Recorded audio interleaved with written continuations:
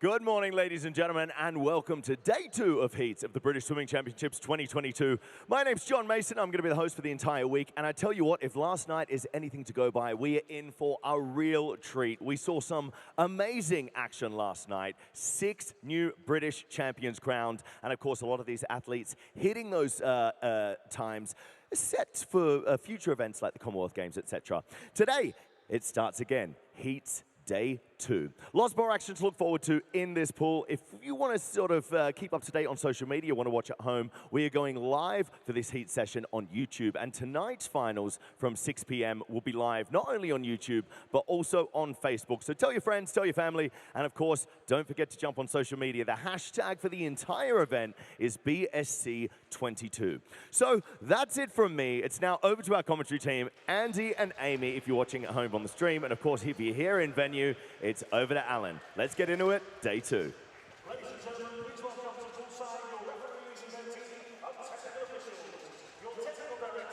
So welcome to day 2 of this British Championships for 2022. And delighted to be again joined by Amy Wilmot. So really enjoyed having you in the commentary box yesterday. Did you enjoy yourself? Yeah, I did, definitely. It was good. First day, I was a little bit nervous, but I think I did okay. So yeah, really looking forward to day 2. I think you did really well, and certainly by social media, you did very, very well indeed. Is it what you expected to be, the whole experience of sitting in the commentary box? Yeah, it goes a lot quicker than I imagined. I thought being here for 2 hours, will I struggle for things to talk about? But no, it's really exciting. It's nice to be on the other side for a change and seeing the swimming unfold from a spectator's point of view almost. Well, it's certainly a delight to have you, and your insights have been really, really interesting, particularly on 400 medley, because it's one of those events that you either do it and do it very well and know all about it, or I think everyone else sort of thinks they do, but I'm pretty sure we don't. This is an exciting time, though, isn't it? Right in the centre there, sitting down at the back is James Wilby. So we saw Peaty go an amazing 58.58 yesterday, but 59.1 from Wilby. What a great swim that was. Yeah, James was also fantastic. He was also under the consideration time for the World Championships, so he'll be delighted that he can come to another British Champs, post another quick swim and be close to 59. Well, we're going straight into Heat 8 of the 50 metres breaststroke for men, the first event.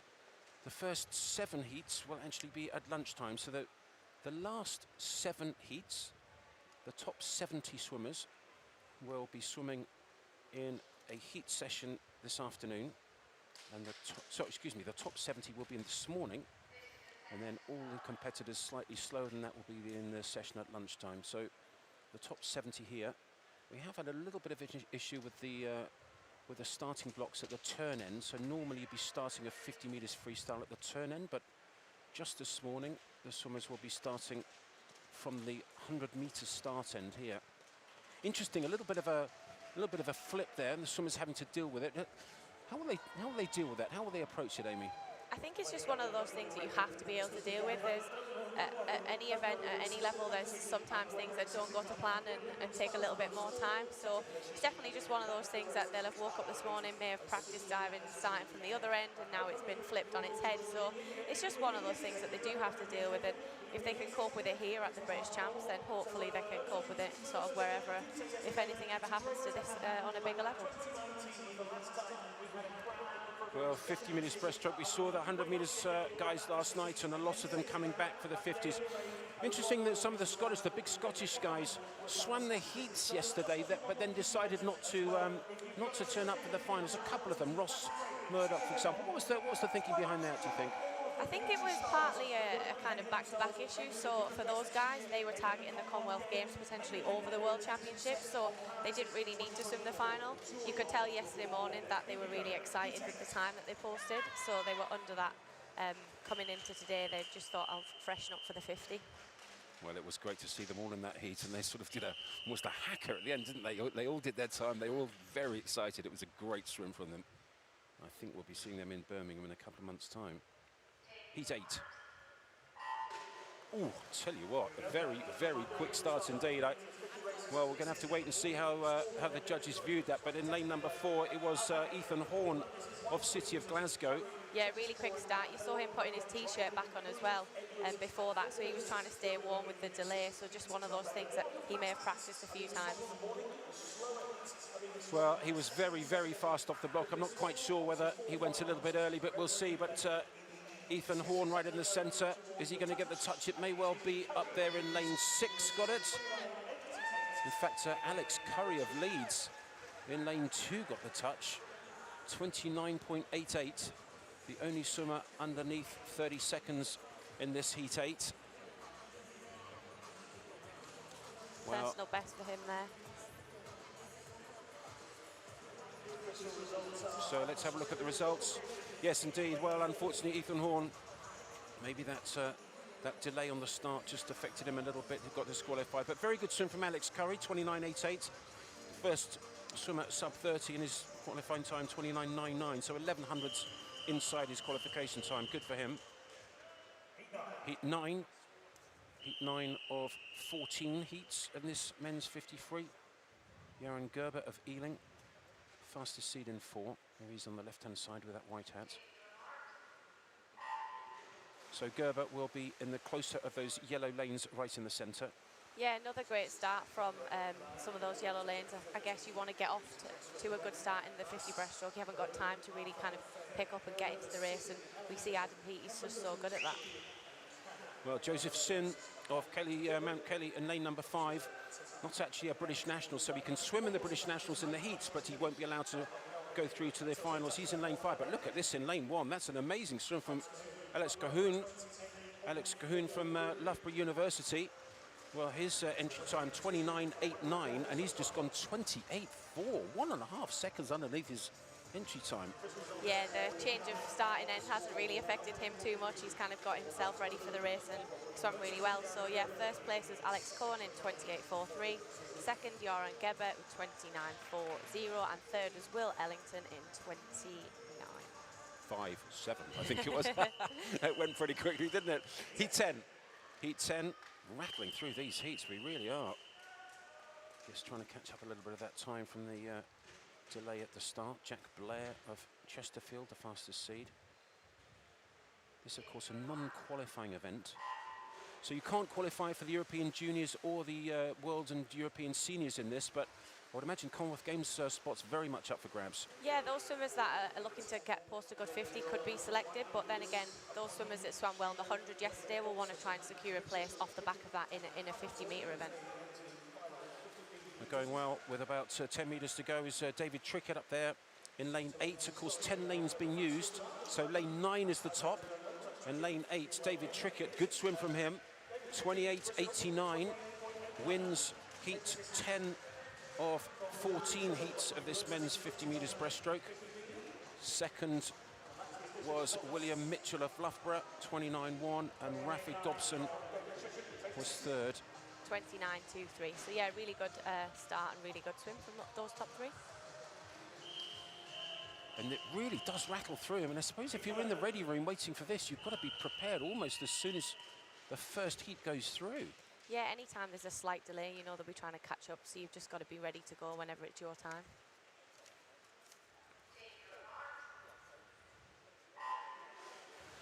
Heat 11 of 14, so the last of the unseeded heats. And Oscar Bilbao, the 16-year-old in lane number 3, both the European Junior and European Youth Olympic age, swam well on the 100 metres.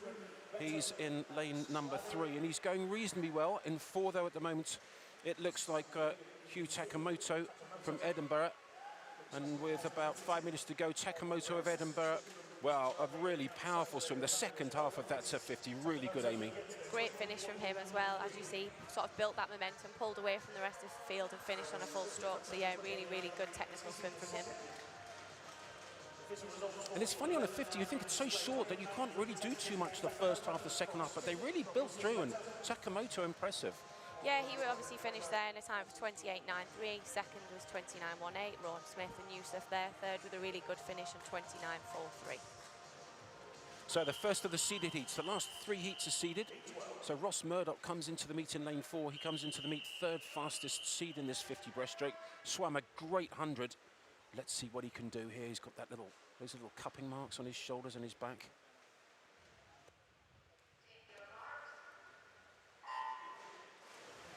So Ross Murdoch in 4, only just back in the pool.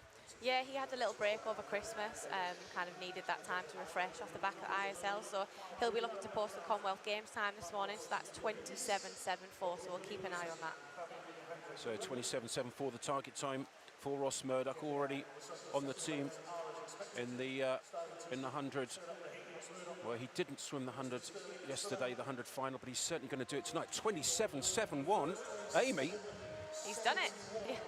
Nice job from Ross. I think it's just the confidence that he had from yesterday. He was really surprised, sort of shocked himself. So it's nice to see him enjoying swimming, and the smile on his face says it all. Yeah, definitely this morning. You know, one of my most memorable moments was when he won the Commonwealth Games in Glasgow, when he picked Michael James on that 200. Utterly brilliant. 3/100ths of a second inside the qualification standard for Team Scotland for Commonwealth Games. So, barring any major issues, he'll be going on the 50 and the 100. So, Wilby, second, third and fourth from the 100 in this event. Wilby in 4, Butler in 3, Goodburn in 2. Wilby's time, I think third fastest in the world this year on the 100, and second in the British Championships. Well, Wilby won medals on the 50, the 100 and the 200 at the Commonwealth Games, and a decent start, but he's much better on the second half. Yeah, the 50's a little bit short for him, so he takes time to kind of get into the race, so his 100 and 200 more preferred, but he still looks really good here. So a bronze medalist at the Commonwealth Games in this 50, Commonwealth champion on the 200, and starting to wind it up in the closer of those two yellow lanes in the centre. And James Wilby of Loughborough National Centre. Does he get the touch? Just he does. 27.71, 27.75 from Gregor Butler was second. Very close indeed. Just 13/100ths of a second splitting the first three. Yeah, David Murphy was third there with a 27.84, so yeah, really, really close race. In fact, the first 4, look at that, all under 28. Archie Goodburn, very good swim from him as well. Was fourth on the individual 100. Well, the pace of these races coming through now. Here we go. Adam Peaty, world record holder on the 100 metres breaststroke. World record holder on this to 50. What a say. I think he's ready. He looks it. Wouldn't mess with him, would you? 58.58 in the 100 last night. So Peaty right in the centre. Not traditionally the greatest starter, but my goodness me, he gets going. Yeah, he's definitely one of the best finishers in the world, so he makes up from that throughout the race, and you can see him now already at 25, really accelerating towards the wall, sort of splitting himself from the rest of the field. Lawrence Palmer of Puttridge having a crack at him as well in that orange hat, but Peaty now starting to swim away. Double Olympic champion on the 100 breaststroke, and the second half of that, very good indeed. Super swim, 27.10. Well, maybe only a 1/10 of a second or so faster than the rest of the field in the heats, but he'll go through to the final fastest tonight. Peaty wins it, 27.1. Third, 27.6 for Craig Benson. Palmer second, Palmer third. Yeah, Craig Benson was also under the Scottish Games consideration time there, hence the smile on his face. So it's nice to see some of these boys being able to step up and swim fast in the morning. Obviously, we can't forget Duncan Scott down there in 7th with 28.75. So we would never really see him in 50 breaststroke, but he's using this competition to swim some of those other events, and I'm sure he had a little bit of fun with that one. I'm not quite sure what that caption was, but 18.0 definitely wasn't one of the one of the qualification times. That would be something special, wouldn't it? Faster than the 100 for the 50 freestyle record. But Peaty looked good. Peaty looked good. I mean, he's interesting on his starts, isn't it? That he's been, well, is it rude to say average on the starts? It's probably technically correct, isn't it? I think so. He used to be, and he'll probably not like me for saying this, he used to be a lot worse, and they were one of his weaknesses, and he's really worked on them. So now he's up there with the best starters in the world, and then he knows his swimming speed is so much better, so he's got that kind of backup to fall on. But yeah, for him, he's using the acceleration he has at the end to his advantage rather than his start, really. We're really looking forward to the world record holder in the 50 and the 100 breaststroke in tonight's final on that 50. So this heat 9 of the women's 50 metres butterfly, heats 1 to 8 will swim at lunchtime in the slightly slower heats, but a great opportunity for these swimmers to have a swim at these national championships. 1,500 swimmers here at these national championships, so they've really tried to put as many in as they can, not only to have a swim at nationals, but then also to watch the big finals in the evenings as well, and have a chance of swimming in the finals. And lane 5 here going really well. Sky Carter, born in 2007, her entry time 28.91, and she's just gone 28.3, so a 0.6 lifetime best. Really impressive. Yeah, she had a really good start at the beginning of the race there. Her and the girl in lane 3, Louise, both kind of got up, didn't breathe first stroke, settled into that rhythm, and that's really important over the 50-metre butterflies, to not waste too much energy going up and down, and maximise the fluidity of the race, really. So the 15-year-old Sky Carter winning the first of this morning's heats, heat 9 of the women's 50 fly, and straight into heat 10. God, the pace of these heats going through this morning, Amy, it really is quick. Yeah, they're swimming faster than I can keep up, really.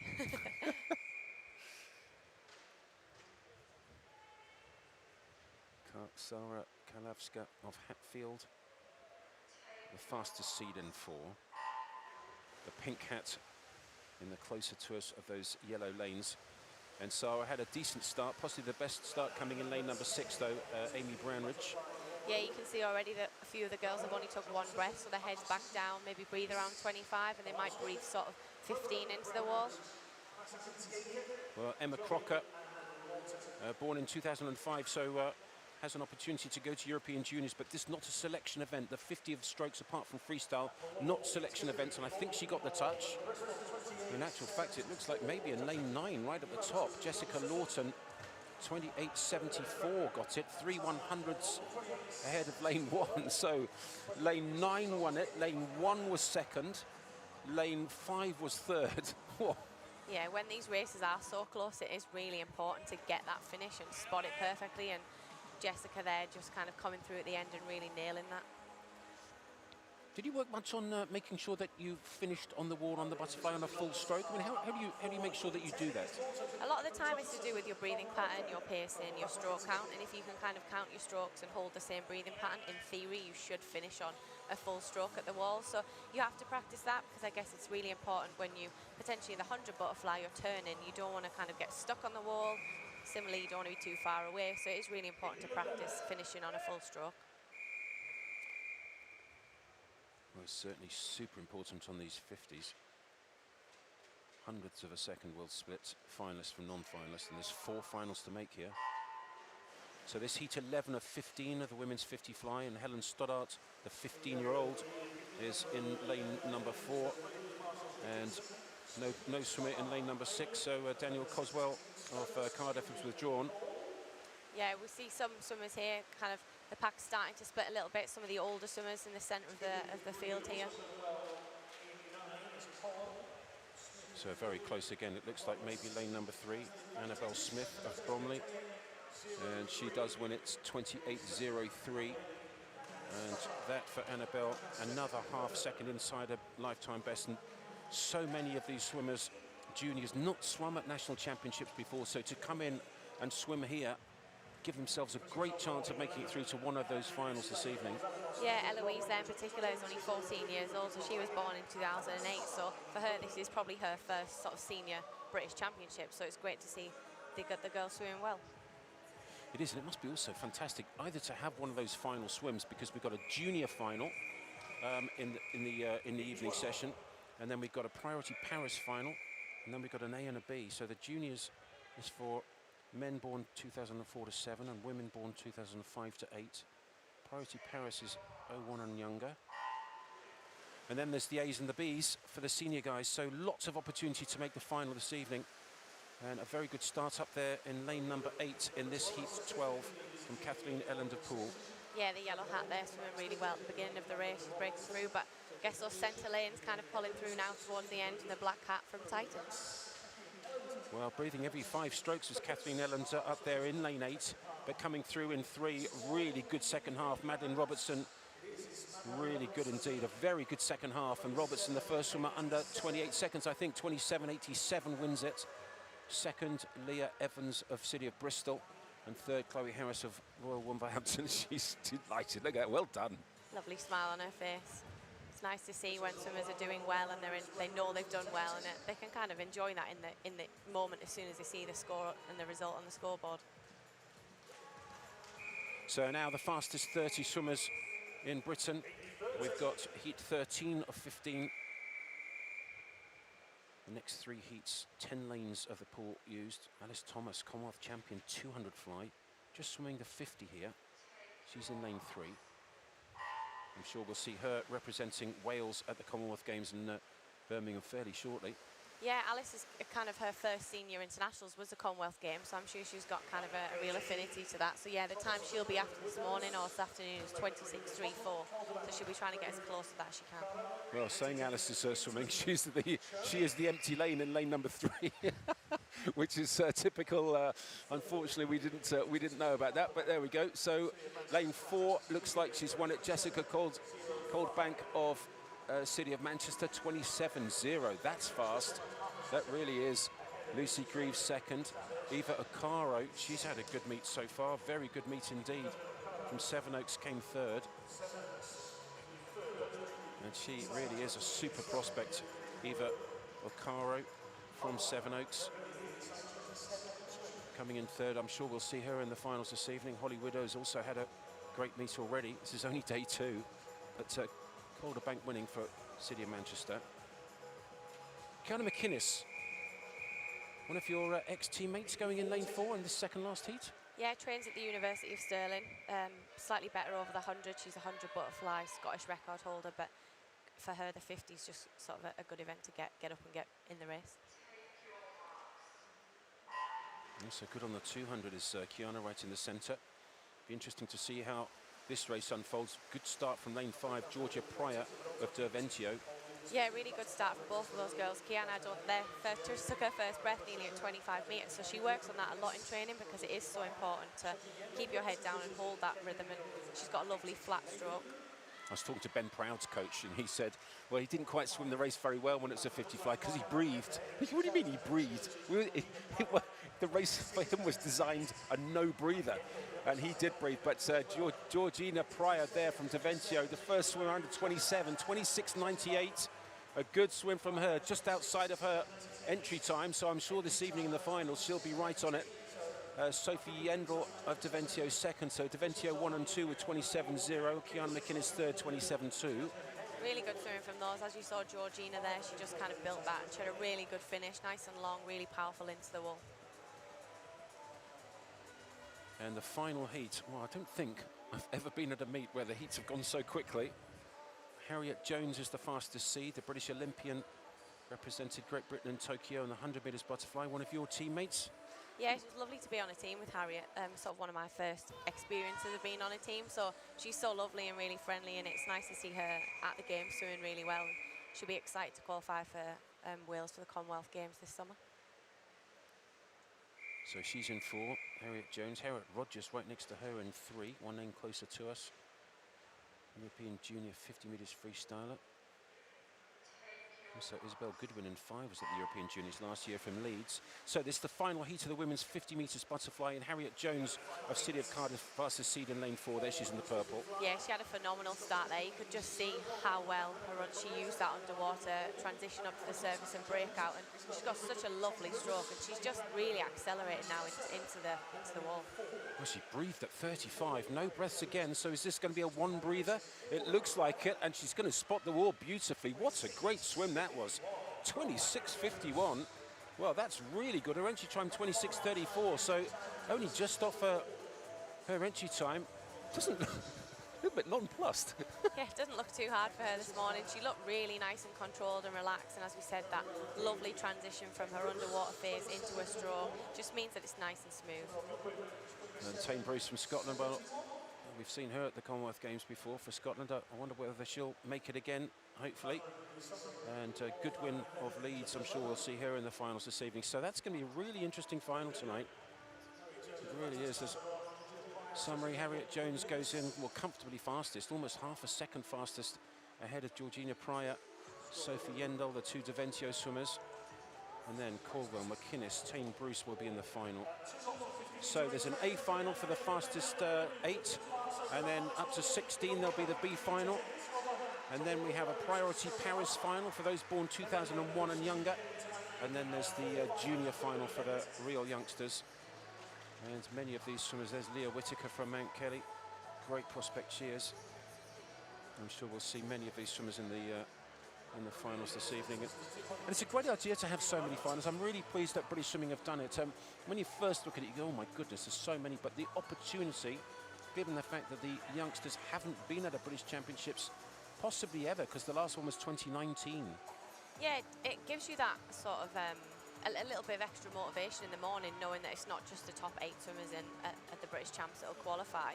There's a lot more depth and there's the more chance for you to come back tonight. So you can't really afford to kind of take it easy, and you want to give it all you can, because there is, as you say, 1 of 4 finals for the girls and the boys to make this afternoon. Well, tonight. Well, lots to go for, and straight into heat 4 of the men's 200 fly. Heats 1, 2 and 3 will be held this lunchtime. Heat 5, I should say. So 1, 2, 3 and 4 will be held at lunchtime. Heat 5 this is. And the fastest seed, Ellis Shields of Edinburgh University in lane number 4. Lane number 3, Lacey Roberts of Plymouth the Ender, born in 2007, so he's only 15. So he qualifies from an age perspective to be considered for the European Youth Olympics. Have I got the right? I've got the wrong heats, haven't I? Yeah, we've got Henry Gray in lane 4 there. There we go. 200 butterfly is a really tough event, I guess, to get up first thing on a morning for. So it's nice to see these guys really, really working hard, and sort of centre hat there in the blue has really taken it out nice and early. So let's hope he can kind of hold on to that all the way to the end. It looks really comfortable. So I got a little bit ahead of myself. I apologise. I was reading out the swimmers for the women's 100 metres backstroke. It's right in the centre, in lane number 4, Henry Gray of Chelsea Westminster, looking very good down the first 100, sub 60 for heat 5. My goodness me, that is really quick. Yeah, super quick. He's got such a lovely stroke here. He looks really long. He's breathing every one, but we do see a lot of world-class butterflies breathing every one. Girls tend to breathe every 2, but the strength that the boys have means that they're able to hold that water, breathe every stroke, get in that oxygen, and it looks really comfortable for him. He is still going quite strong. So the Chelsea Westminster swimmer in lane number 4, looking good with 50 metres to go, a little bit tired on that last stroke going in. Let's hope he can hold on. Right in the centre, Henry Gray of Chelsea and Westminster. He's going well though, he's holding on well. This is really impressive.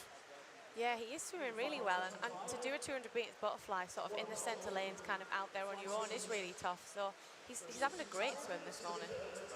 Well, let's hope he can bring it home down this last 10 metres. 10 metres to go. Let's see how he does inside the red markers. Oh, head down, really tough. Well done, sir. That is really impressive. 2:06.93, and his entry time, Amy, his entry time 2:12.4. He's just gone 2:06.9. Yeah, born in 2006 as well, so he's great age for European juniors. So that's a fantastic swim this morning. He'll be really happy with that, and I'm sure his coach Lisa Bates will as well. So my old coach will be chuffed with that, and she trains tough swimmers, so it's nice to see another 200 fly swimmer coming out of a really tough programme. What a swim. 6-second lifetime best on a 200. A 200, 6 seconds. I mean, I've seen it done on 1500s, but on a 200 fly, and the discipline as well, outside of the red markers, outside the last 5 metres, he stuck his head down. I think it was the last, what, 4 or 5 strokes he did? Yeah, and it's really difficult to do that when you're kind of huffing and puffing. You're desperate for oxygen at the end of the race to keep your head down and just get into the wall. If there were boys around him, it would have been, you think it's close at the finish, so you want to really just not waste any energy or waste any time and just hit that wall. Well, we're just waiting for confirmation of the results. So it normally means they're just looking at a disqualification, but I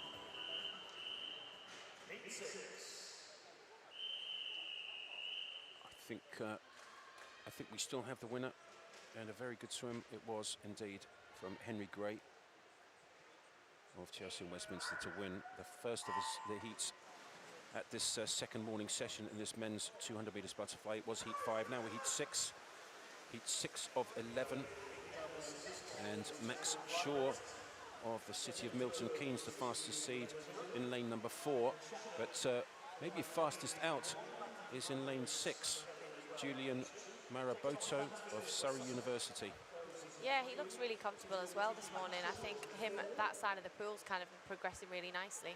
You've got lane 8 as well taking it out, so they've probably seen the heat before and they've seen Henry and thought, well, we can't really afford to kind of take it easy this morning.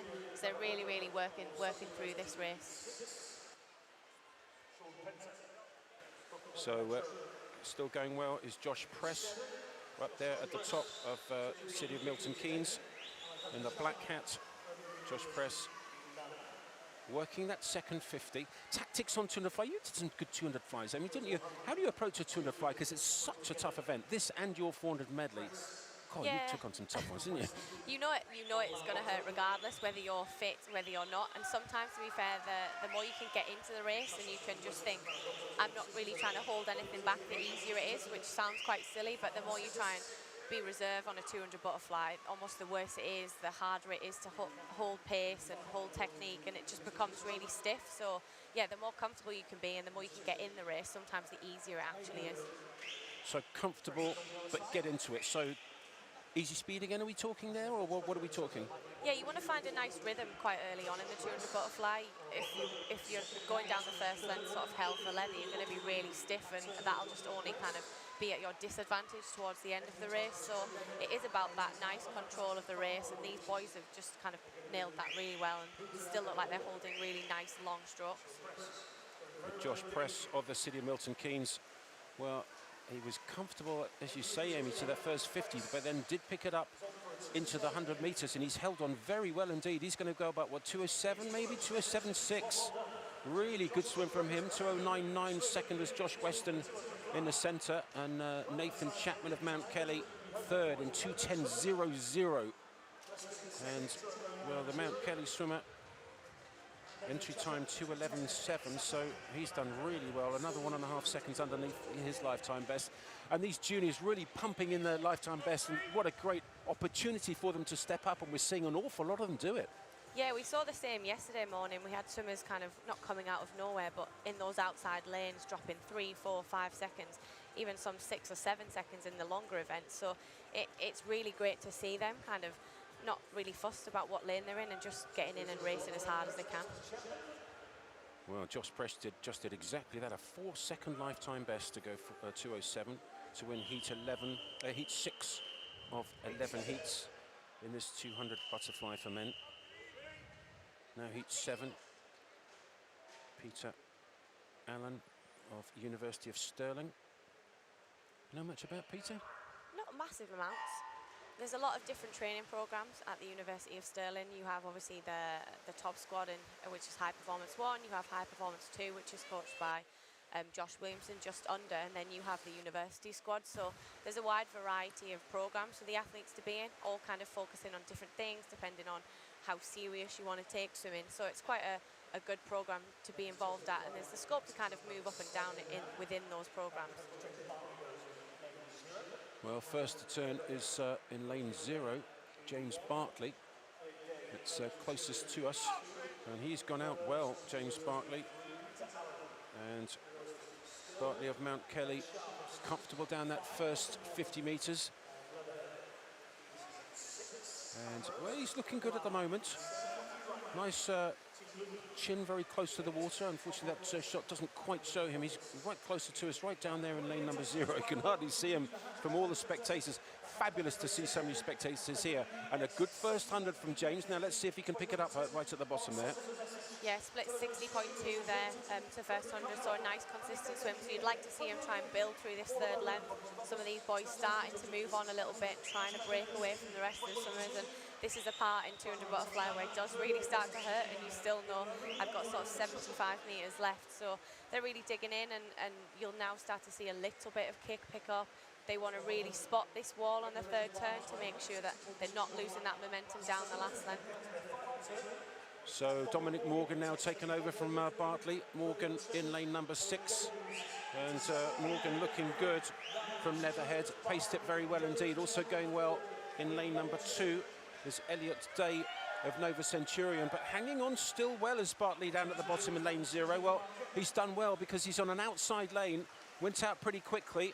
The others are starting to take him over, but in theory he should be second last in this heat, and he's gone well. In lane 2 though, it is Elliot Day, and in 6, winning this heat 7 is Dominic Morgan. Morgan wins it, Day second. Third was Tom Robinson.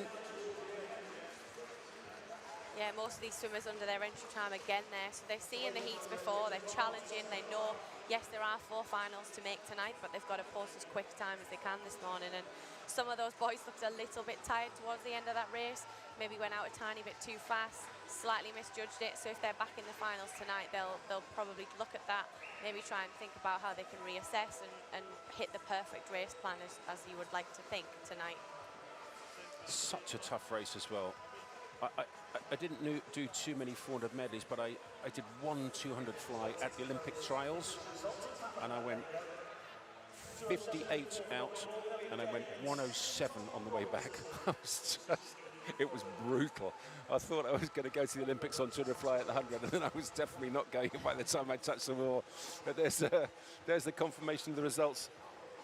And there's Jimmy Guy standing up, giving it his little warm-up. What a guy he is. Yeah, James Guy, there he is, smiling at the camera. He knows we're all watching him, and that's what he likes. He loves to show off, and he'll want to come here and swim well, and he's such a nice swimmer to watch. Well, it's an absolute pleasure to commentate on, and I have to say, if you're a youngster coming into the British team and you get on a relay with him, I mean, you'd learn so much. Fabulous chap. Good talker too. I've interviewed him a couple of times, and he's just a really nice guy. Fisherman. Don't meet too many fishermen in swimming, do you? No, definitely not. James likes to kind of have his swimming, which he really focuses on and thinks about, but then he also likes to go away, sort of take a long weekend here and there and really relax and sort of turn off, and that's sometimes what these swimmers need at that level. James has been around such a long time, and we forget he's still really not that old, so for him to have that space to kind of go away with his family, I know he's got a really nice tight network in that, so yeah, it's good that swimmers can have a hobby, and it allows them to kind of relax away from the pool. A funny story, Amy, I was interviewing him, and I knew he was a fisherman, so I was sort of trying to lead it down there. So I said, what do you do outside the pool, and what do you do for a sort of relaxation and, you know, just chill time? And he said, oh, I really like cod. And I was like, oh, I love fishing. And he looked at me like I'm a complete idiot. And he goes, oh, Call of Duty. I was like, okay. Typical James. Oh, dear. Anyway, this heat 8 of 11 heats. The last of the unseeded heats in the men's 200 fly, and going out very well indeed. In lane number 7 is James Cleaver of Beckenham, and that first 100 metres looked very good indeed. Really, really comfortable. Starting to take it on now Andrew Bertoli of City of Leicester in lane number 4. Yeah, he's the fastest seed in this event, and he's kind of proving why his entry time is so quick. So if he can kind of really use this turn, slightly longer than he would have liked to have been in there, underwater, come off and really just drive down the last 50 metres here. Well, he looks really comfortable. I wonder if he's left it a little bit late, because he looks fabulous. Last of the unseeded heats, but if he keeps this up, he's actually accelerating at the moment. And this is really, really impressive. Born in 2004, so he could be in pretty much all of the finals this evening. Andrew Bertoli of the City of Leicester swam a huge lifetime best on the 400 metres freestyle, 6-second lifetime best to go 4:01. And look at this, 2:04.41. Well, his entry time was 2:08. He's just done a 4-second lifetime best on the 200 fly. And looked awesome. It looked like he could turn around and do another 200. Really, really impressive. Yeah, he did look really comfortable. His entry time, as you say, took 4 seconds off that. So if he can take 4 more seconds off tonight, he'll be under that consideration time for the European Junior Championships. So I don't ask for much, but if you're going to do it in the morning, surely you've got a little bit more in the tank tonight. So it'll be great to see some of these juniors that have swam really quick come back tonight and see if they can sort of take another second off their personal best here and there. So what does it take then to be a double Olympic finalist in the 400 AM? 4 seconds under your qualification standard in the heat. So what, just do another 4? I don't ask for much. Wow. So the first of the seeded heats of the men's 200 metres butterfly, and Jay Lelliott in lane 4, the fastest seed. Jacob Goodman in 5. He had a very good 400 meters freestyle final last night, came fourth. So these two guys in the center, 4 and 5 in those yellow lanes. So maybe starting off the quickest down in lane number 2 is James Woodward of Hatfield. Yeah, he had a really good start there.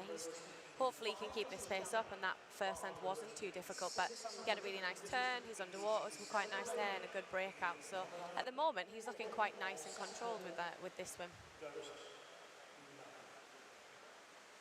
Well, he does look good. Again, slightly wider entry, it looks like, but then he sort of slides it in, so enters a little bit outside 11 and 1, and then on the clock, and then just slides it in a little bit, but looks comfortable. Looks like he's really holding back a little bit down that first 100 meters. 57.00 at the 100 meters turn for the leader in lane number 2, James Woodward, but there's 2 other guys going with him. And in lane 4, Amy's starting to make a move, is Jay Lelliott, and he looks really good.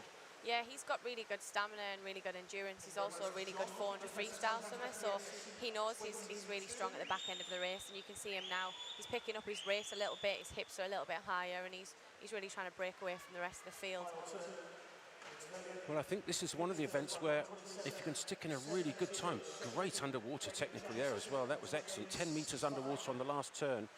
And this, for the British team, a little bit more wide open, the slots available. So if he can put a big one in this evening, I mean, it would have to be a massive one, because the consideration time for this 200 meters butterfly for men is very quick indeed, 1:55.3. Let's see how he does here. He's going to be about 1:57, 1:58 maybe. 6, 7, he's going to be 1:58 and a bit. So 3 more seconds to knock off. Well, if you're asking for 4 seconds from someone who's just done a 4-second PB, no problem with that one, huh? He looked really comfortable there, to be honest. A 200 fly is never easy, but you obviously want to try and make it as comfortable as possible. So to come there this morning, as he looked pretty happy with that. So to break 2 minutes, 1:58.41, he should be pretty happy with that, I'd imagine. Well, certainly thumbs up to his coach. Looking over, the time he's got to go is 1:55.33, but a decent swim, a good swim. City of Sheffield's Jay Lelliott, 1:58.41 wins it. The only swimmer underneath 2 minutes. Goodman second, Woodward third. So that's the first of the seeded heats. This is the second. And Mason Wilby of Loughborough University. Actually, the son of Martin Wilby. Many of you from the Northeast will know of Martin Wilby. Fantastic coach. Good swimmer and a fantastic coach. Actually coaching in Canada at the moment. So Mason will be the fastest seed from Loughborough in lane number 4. Yeah, the first one of our swimmers under that 1:56 barrier here, and he's had a really good start already. Maximised that underwater phase, and he's got really long stroke. He does. He's in the closest to us of those 2 yellow lanes in the centre in lane 4. In 5, it's Thomas Bealey of Plymouth Leander. And Mason in 4 actually swims at University of Kentucky, went to the American Collegiate National Championships, and I have to say the times that those guys do there just to qualify, go to the NC2As and swim there. A long time ago I was 3rd in the 200 fly at NC2As. Now my time wouldn't qualify. Yeah, so swimming's just moved on massively in the last few years. I remember kind of throwing it back to what my dad used to swim. I always tried to achieve his PB, and now that time's way slower than it would be to make a world and Olympic final. So swimming has moved on massively in the last sort of 20 years. You're all right. Sorry. No, you're absolutely right, and particularly in the short course sport. I mean, it's just incredible. Long course, yes, and it has gone leaps and bounds. Michael Phelps was responsible for a lot of that on so many races. Still has the 400 medley world record, which is utterly phenomenal, and had this the 200 fly world record. It's really going well at the moment. Will be, well, turning in 150 or 126. So if he can come back sort of 30 points, he'll go 157, which would be pretty good. If you can get under that, that would be excellent. Yeah, for a morning swim, it's a really consistent pace. He doesn't look like he's tying up too much. He's got into a rhythm nice and early, and in 200 butterfly, that obviously is so important, and he's just carrying this through. Well, he swam his 1:55.97 entry time at the US National Championships last summer. That was 1:55.9. Looked a little tired down the last 25 or so. 1:58.1, so he's the fastest so far with 1 heat to go. 1:59.9. Thomas Bealey of Plymouth was second. And that's just underneath his entry time of 2 minutes, 0.1. Let's hope that's the first time he's gone under 2 minutes, because that's a special occasion, isn't it, on 200 fly, 200 anything. Yeah, we spoke a lot about barriers yesterday, and to swim sub 2 minutes on a 200 fly isn't an easy one, and especially to do it first thing in the morning.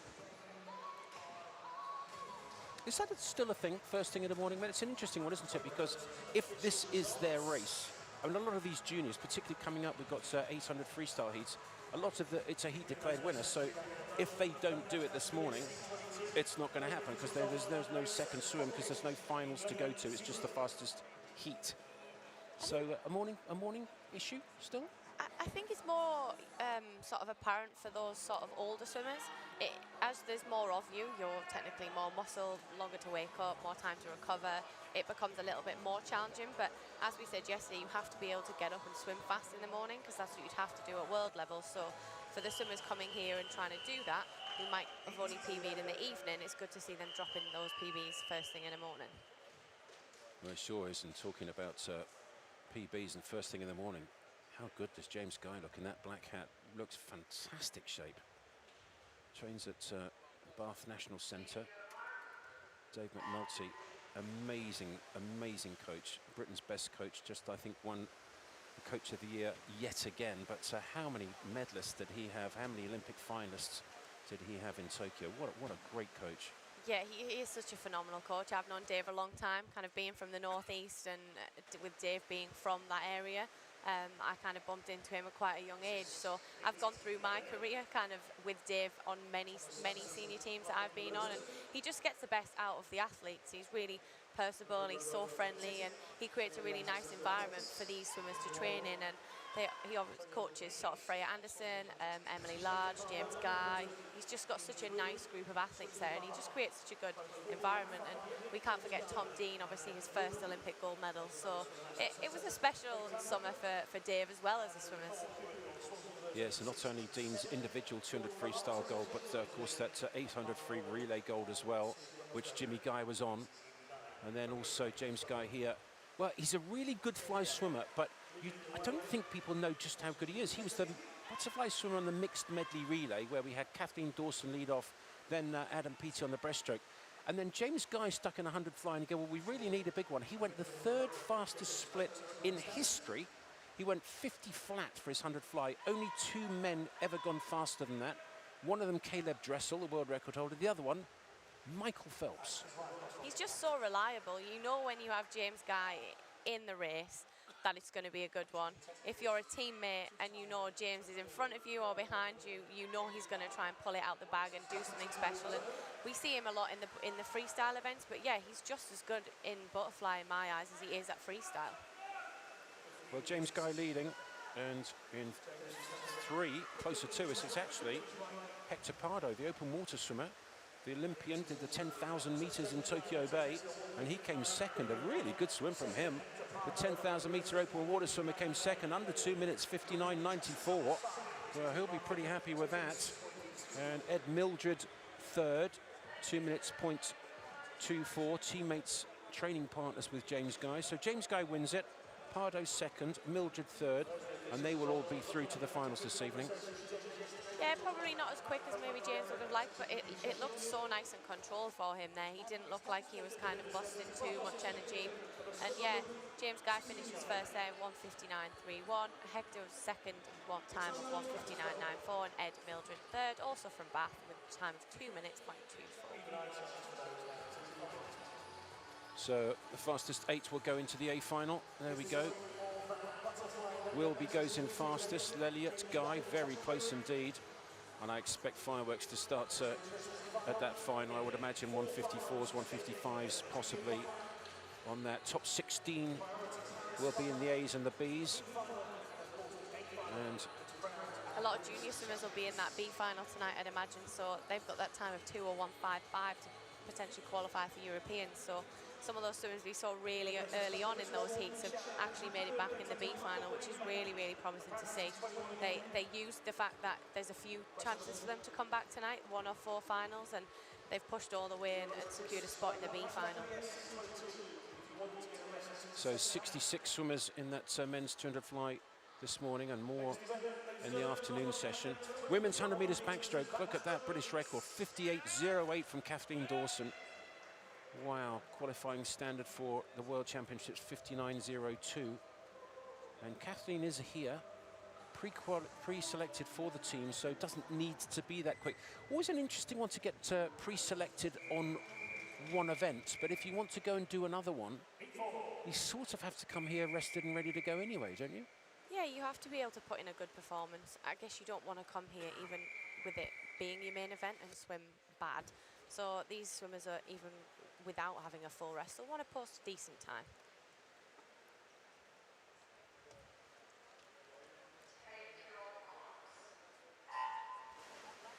So heat 4 of 10 heats of the women's 100 metres backstroke. Straight into that, heats 1, 2 and 3 will be this afternoon for the slightly slower swimmers, but again giving as many swimmers an opportunity to swim here at the British Nationals as possible. So they've got a heat session this morning and again at lunchtime, and then 4 sets of finals per event this evening. And Jacqueline McMillan, excuse me, of Inca's the fastest seed was meant to be in lane 4, but she's withdrawn. So first to turn is Abigail Miles in lane number 1. Yeah, lovely start from her. It's always interesting to see some of these early heats. Obviously, Jessica is only sort of 15, or 15 this year, shall we say. So she's perfect age for European juniors.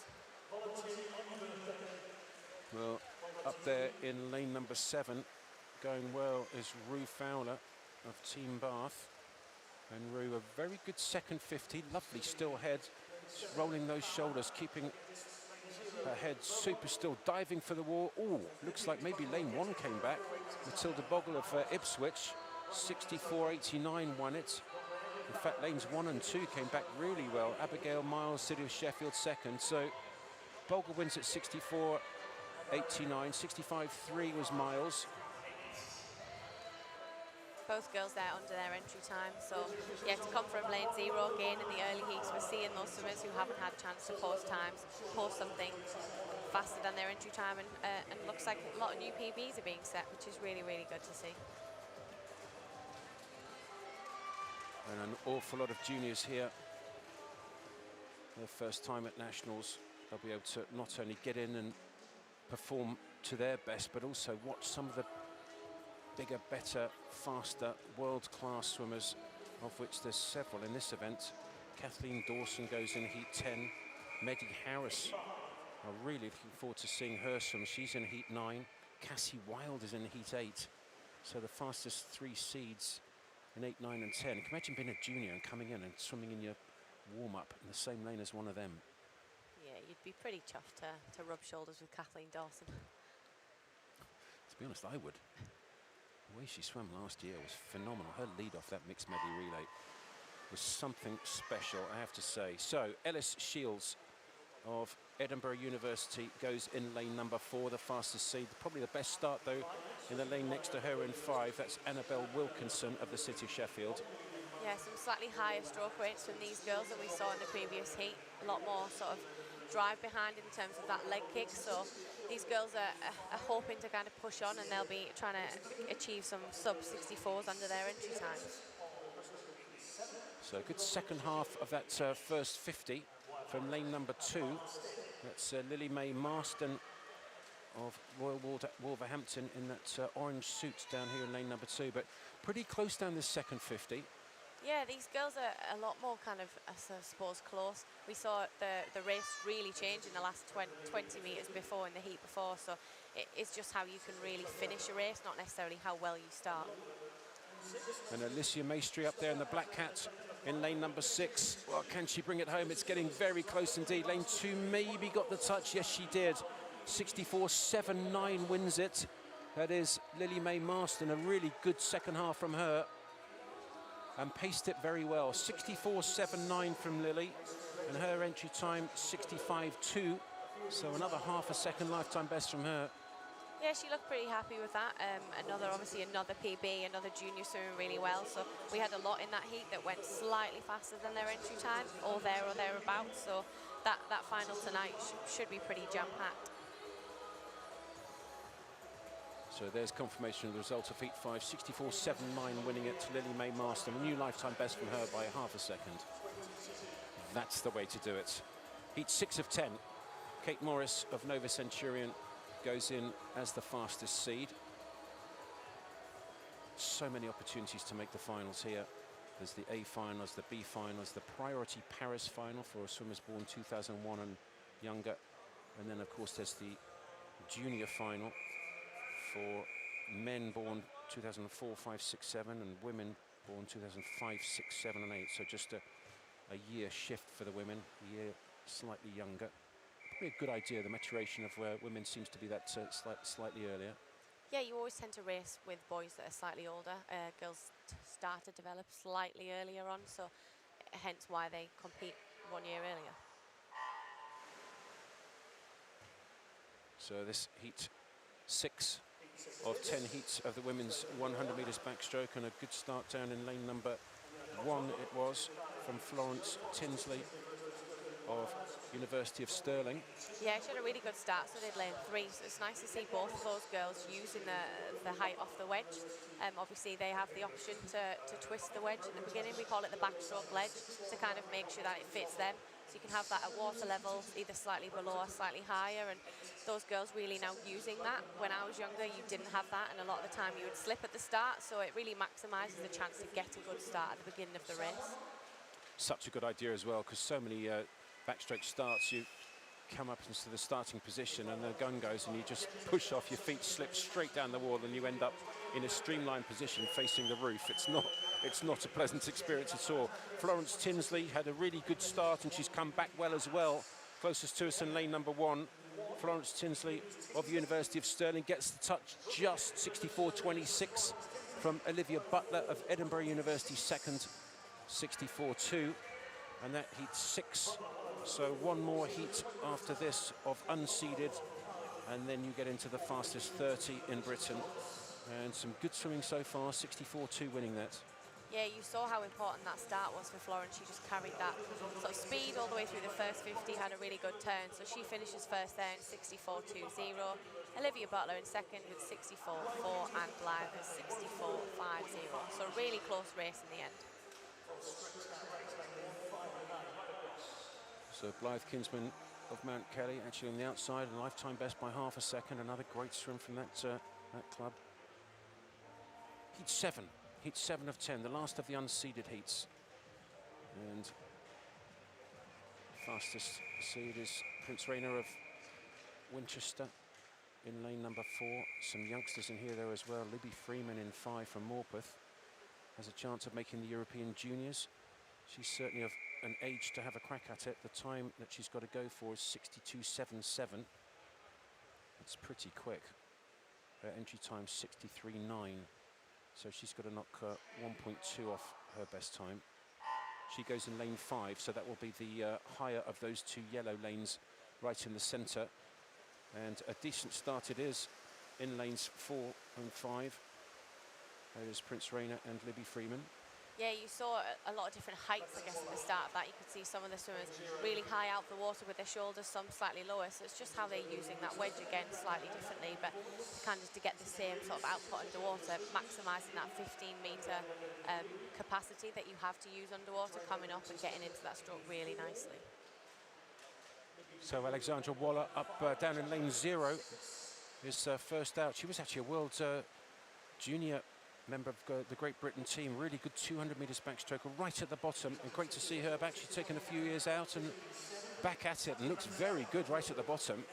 Yeah, phenomenal to see some of the athletes maybe taking a little bit of a break and then think, oh, I'm ready to come back and give it another go. Well, she's just got to hang on, but in lane 0, in theory, ninth fastest of the seeded swimmers here. 10 lanes being used, and Alexandra Waller just getting touched out in lane 0 from lane 1. Emily Grant of Aberdeen Performance, but 1/100th of a second splitting them.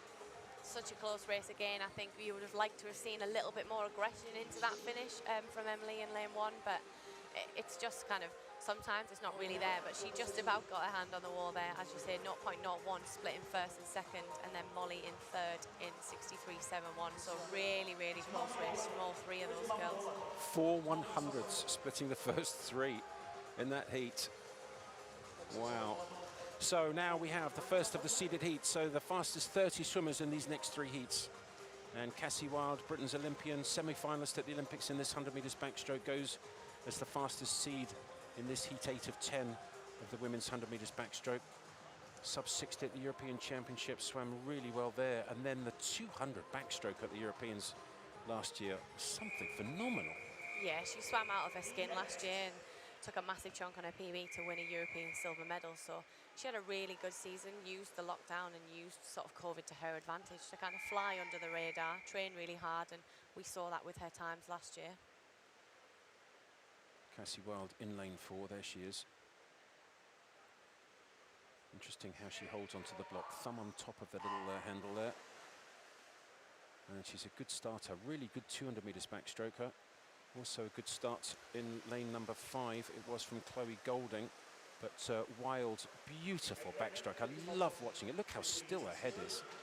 I was just going to commentate on that. She has such a still head position. Her stroke rate is slightly lower than some of the other athletes you see in there. You can't really see that well on screen, but she just gets hold of so much water underneath the surface, which you can't really see. Uses that full stroke all the way from the top, pushes right past her hips. It's got a lovely smooth rotation, and she just looks so effortless when she swims backstroke. So 29.8 at the 50, so she'll be looking at possibly somewhere around 60.7, 60.8 maybe here for this this 100 meters heats. There's 2 big heats to go, but she looked very good indeed, Cassie Wild. University of Stirling, entry time 59.51, her lifetime best. Just looks like she's easing up into this last 5 meters or so. Is she going to get the touch? Yes, she does. Well, 61.7 in the end, so off that 29.8 to the 50. A good second, first 25 of the second length, and then looked like she eased in a little bit.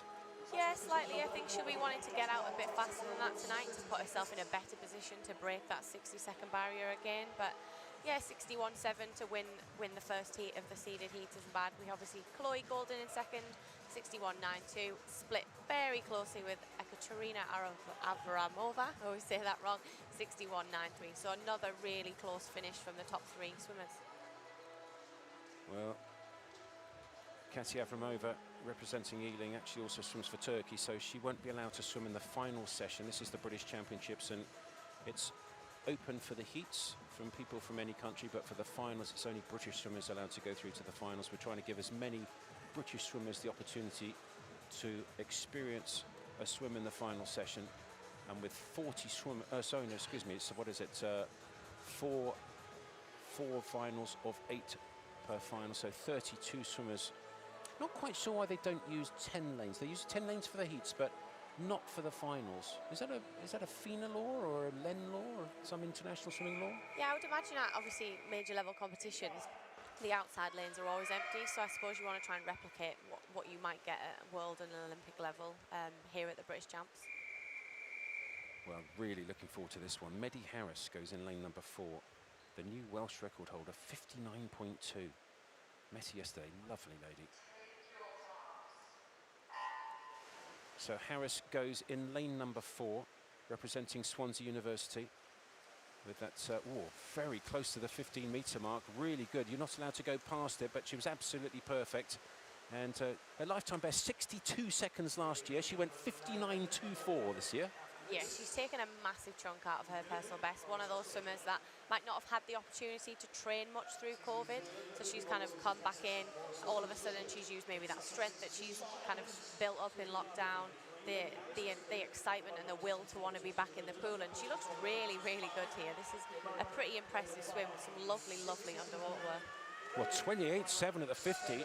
Well, she's certainly going for it. Let's watch this very closely. Her own Welsh record, 59.2, was 4th in the 200 meters freestyle yesterday and looked fantastic. Went under 2 minutes, and this is a really good swim. Just tying up a tiny bit down this last 15 meters, but very good swim indeed. Let's see the time, 60.16, so just outside of her Welsh record that she set twice. And I can't believe that Georgia Davis, such a wonderful backstroker for so long, and Maddie Harris just comes along and pips her Welsh record by 6/100ths of a second, but it's going to be a cracking final tonight. Yeah, she's got a really nice technique, slightly different to Cassie's, head a little bit further back, bit of a faster, sort of more powerful stroke, it looks like. But yeah, with you throw Kathleen in the mix in this next heat, and I'm sure tonight will be a really exciting race. So the final heat, heat 10 of the women's 100 metres backstroke, and we see Britain's Olympic gold medalist Kathleen Dawson from that mixed 4x100 medley relay going in lane number 4. Giving a little fist bump, typical Kathleen.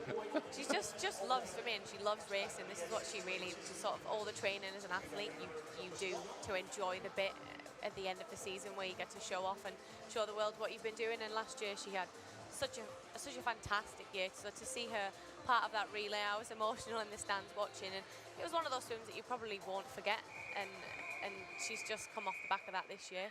Maybe not had the best training season, a couple of injuries here and there, so it'll be interesting to see what she does this morning. I'm pleased you were emotional in the stands, because I was losing it in the commentary box, I have to say. She had to swim against the world champion on one side of her and the world record holder the other side, man. And she was in the middle of those two. What a sandwich that was. And she was absolutely brilliant, she was, on that lead-off leg of that mixed medley relay. So Kathleen Dawson in lane number 4. Slightly better start it was than the rest of the field, as you'd expect from Dawson. European champion on the 100 metres backstroke, which she actually swam twice and won twice. Yeah, I don't think we'll see that again, to be honest. There was a bit of confusion with the score, the result, the ratification. So Kathleen and Cassie last year at the Europeans ended up re-swimming the women's 100 back. So in theory, she was crowned European champion twice. But she's had a really good opening first leg here, as most of the backstroke swimmers do that are world class. Uses that underwater work to her advantage. Slightly different sort of technique to the other two girls we've seen, as she has a little bit of a limp, but it's just so powerful that it almost doesn't really matter too much. Oh, the power on the pool is just extraordinary. Look at that. Slightly lower leg kick than she has done in the past as well, but the power that she gets in those legs, very slight of body, but so powerful, incredible. 60.98. So a decent swim, her lifetime best 58.0, so that should have been pretty comfortable for her. I think she's had a little bit of time out of the water and just coming back, had plenty of time to get ready for those big events later on this summer. Kathleen's one of those swimmers that has been pre-selected for the world, so she doesn't have to be in the best shape here. She doesn't have to have had a full rest. And those swims this morning, they weren't particularly fast from the top 3, so those girls will probably go away, try and maybe think about their race plans, race processes, and come back tonight. And it'll more be just a race, I think, to see if we can get their hand on the wall first.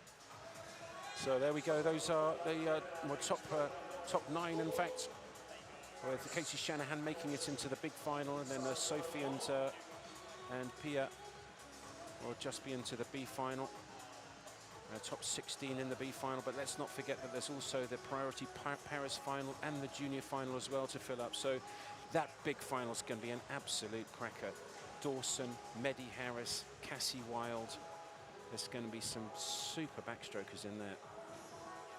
It's one of the races I'm actually looking forward to almost the most at these championships, because, as you say, Kathleen doesn't have to focus on it here, doesn't need to be ready, doesn't need to be fully rested, which probably gives some of the others, Maddie Harris maybe, a really good opportunity to have a crack at someone as good as Kathleen Dawson. Most definitely, and when you're swimming well, and you've been swimming well all season, you come into a competition like this with that sort of extra adrenaline rush. You know, well, I'm technically in a really good shape. My competitors might not be, so I'm going to use that to my advantage. So I was just laughing. There's cameras, I think for the first time in the ready room, one of the first times anyway at a national championship. This is the first time, and I think there must be a little camera there as well, because, sorry, a little TV screen as well, because guys quite enjoying preening and posing. Seeing themselves. Unusual for the guys, I think, Amy, isn't it? Probably not, to be fair. Some of the girls are more vain than some of the, some of the boys are more vain than some of the girls, I'd imagine, especially on the British swimming team. Oh, there you go. That sounds like some stories are about to come out. We might probe that one in a second. That sounds fascinating. You heard it here first. So this is heat number 5 of the men's 100 metres backstroke. Heats 1 to 4 go this afternoon. But the fastest 70 swimmers go this morning, and Ben Prosser, first to turn. Prosser in lane number 5. Yeah, a really, really good turn there. Kind of broke a little bit away from the rest of the field. So Prosser in lane 5, having a good second 50 as well, right on the lane line. Well, it's good to swim on the lane line if you need to swim straight, but don't get too close, because as you're rolling your shoulders, you can just get it caught a little bit, and it doesn't half mess with your momentum. Prosser does get the touch, 57.89, but it was closer than I thought. 58.4 was second, Jamie Ferguson of Aberdeen, and third, Shaquille Giordani of the City of Manchester Aquatics.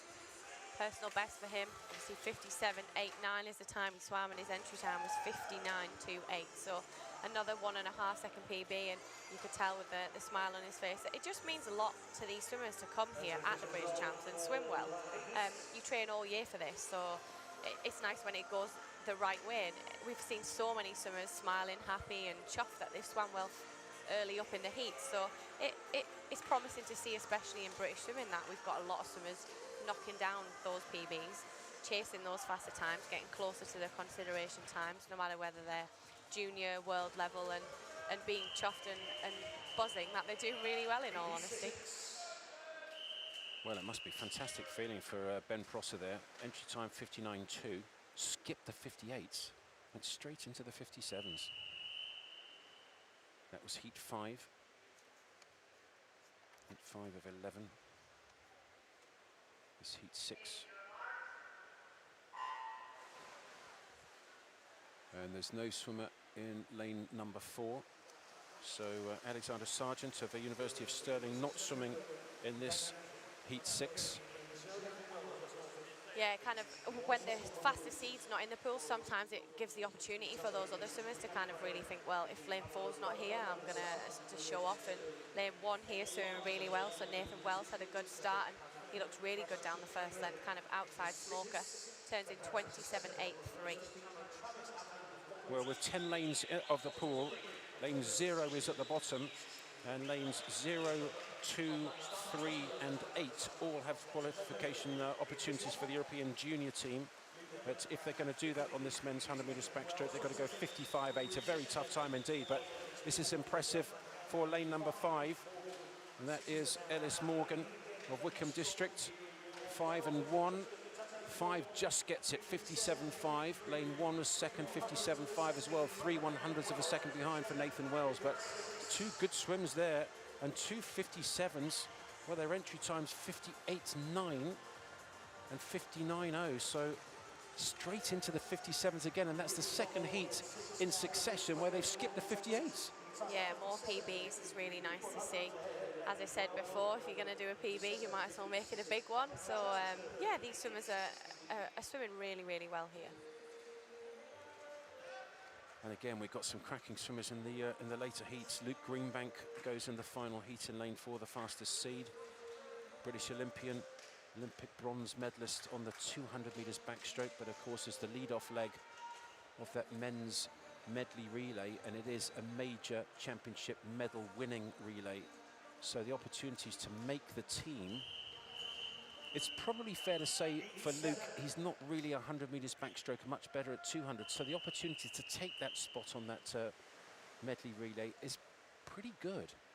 You want to be in that relay, don't you? If you've got Adam Peaty and James Guy and coming up behind you, and Duncan Scott or Tom Dean at the end, you want to be leading off that swim.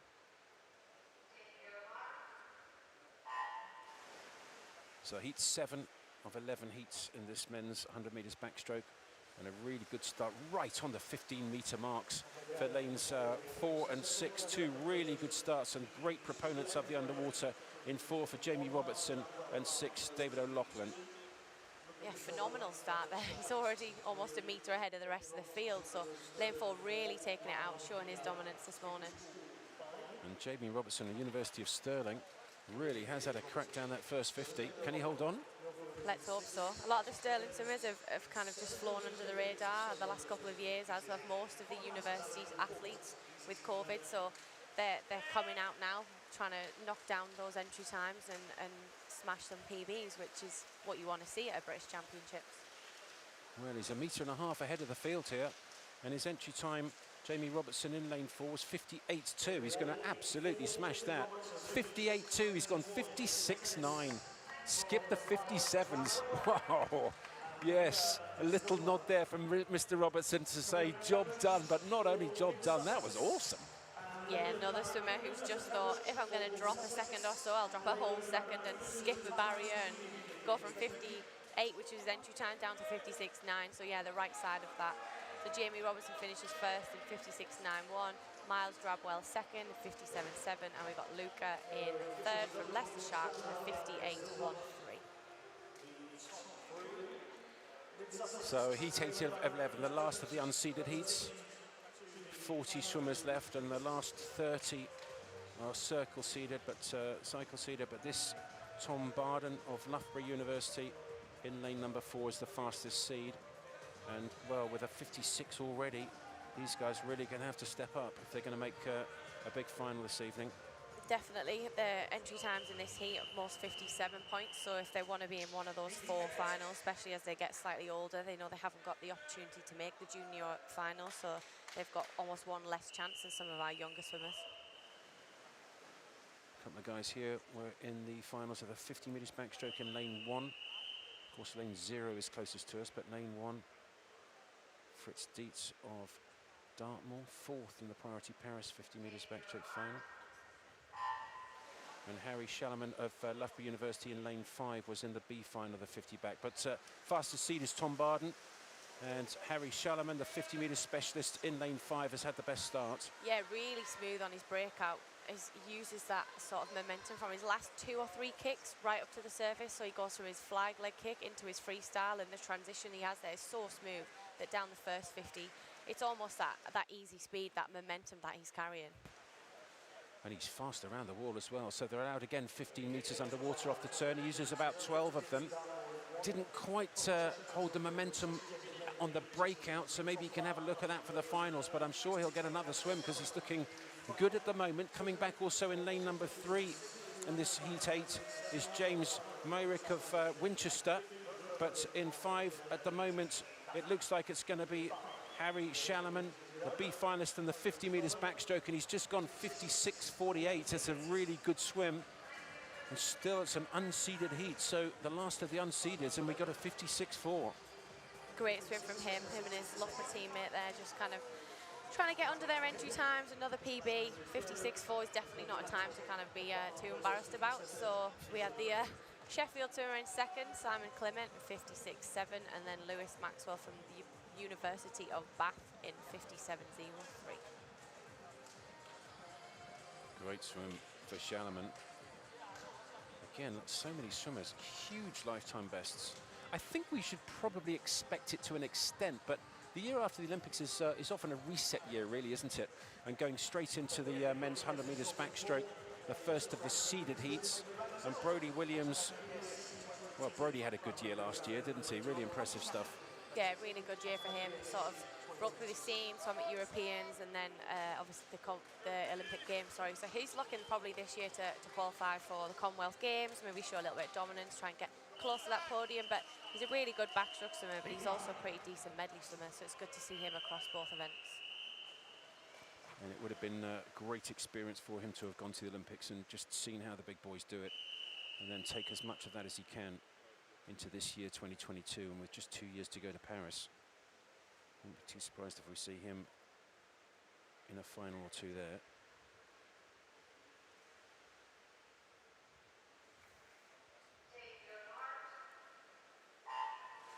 So the starter waiting for quiet and waiting for still, holding them quite a long time. This is the heat number 9 of 11 in this men's 100 metres backstroke, and the 50 metres backstroke champion, Sebastian Somerset, in lane number 2. He's gone off pretty quick, but also in lane 5 is Joe Small next to Brodie Williams in 4. Yeah, Joe Small's got really nice underwater work. His rate's slightly higher than some of the guys in the field here, so let's hope he can carry that down the second 50. It's so important that when you're hitting that turn and you're using this underwater phase, that you don't kind of burn too much energy, because ultimately the winner of the race comes from the last 25 metres, who can really build and get their hand on the wall. So in 5, Joe Small, well, really quick around the wall, a fantastic tumble turn, really quick, got his feet over, but it looks like now in 4, it is Brodie Williams, a great 400 medley, 200 backstroker, 54.48. So just 4 100ths of a second, 6 100ths of a second outside of his entry time, right on it. A good heat swim from him, 54.4. And with quite a few big guys here, they can't mess about if they want to make the final. They're going to have to go pretty quick, which is slightly unusual for this meet. Definitely, this 100 back men in particular is one of those races where it is so close. We saw it in the 50 yesterday, some of those guys just missing out. So example there with 54.4 to 54.9 split first and third, and with 2 more seeded heats coming up, the times are probably going to get tighter and tighter, which means the opportunity to make the A final is slightly smaller, because you've got to really be on it this morning. These boys can't be messing around and thinking, I'll just be a little bit off the boil and hope to come fast. To come back fast, and swim well tonight. So we've got Joe Litchfield coming up in this heat. We know he's got really good underwater work, so keep an eye out for that. And Craig McNally will be next to him. I'm sure, no doubt, that the last 25 metres of his race will be his fastest, which normally happens. So should be a really close race between lanes 4 and 5 here. And with 3 54s in that heat, there's only 4 swimmers who've got a 54-second qualifying time or better in the next 2 heats. So great opportunity for those 3 guys to go through, but anyone who goes a 54 point must feel they've got a cracking chance of making the big final here. So heat 10 of 11 heats of this men's 100 metres backstroke. The second last heat, Joe Litchfield, great underwaters, and wow, he was so close to that 15-metre mark. Yeah, really maximising sort of every centimetre that he can. Obviously, the rules are that 15 metres to the head, not necessarily the hand. So if you're really good at timing that perfectly, you can almost pop up exactly on the 15-metre mark. And Joe's up using that perfectly to his advantage. And as we see, he's kind of left Craig McNally a little bit there, but you expect him to come back really well now on this second 50. Well, very versatile swimmer indeed, Joe Litchfield. A great sprint freestyler, really good backstroke. Was 5th in the 50 metres backstroke, but 6 100ths of a second off the bronze medal. And he looks really good down this second 50. Holding on at the moment, closer to us in lane number 3 is Cam Brooker of Bath National Centre. But Litchfield holding on. Let's see if he can go 53 high, 54 low, 54.51 wins it, 54.75 this second. So Litchfield wins, Brooker second. Those 2, the only guys under 55 seconds. McNally third, 55.3 is going to be tight for him to make the big final. Yeah, he'll have to hang on, maybe just wait for the results summary to come up at the end. The next heat, we've got Luke Greenbank, you've got Martin Walton, Elliot Clogg, Scott Gibson, Nick Pyle. So there's so many big guns, as you like to call them, in the last heat here coming up, heat number 11. So yeah, we'll just have to wait and see. But as I say, if those swimmers miss out on the A final, they have got the B final to fall back on, but it's not necessarily the final that you want to be in.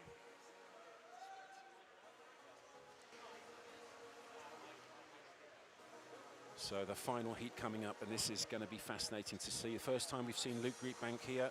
He didn't do the 50 metres backstroke, a little too short for him.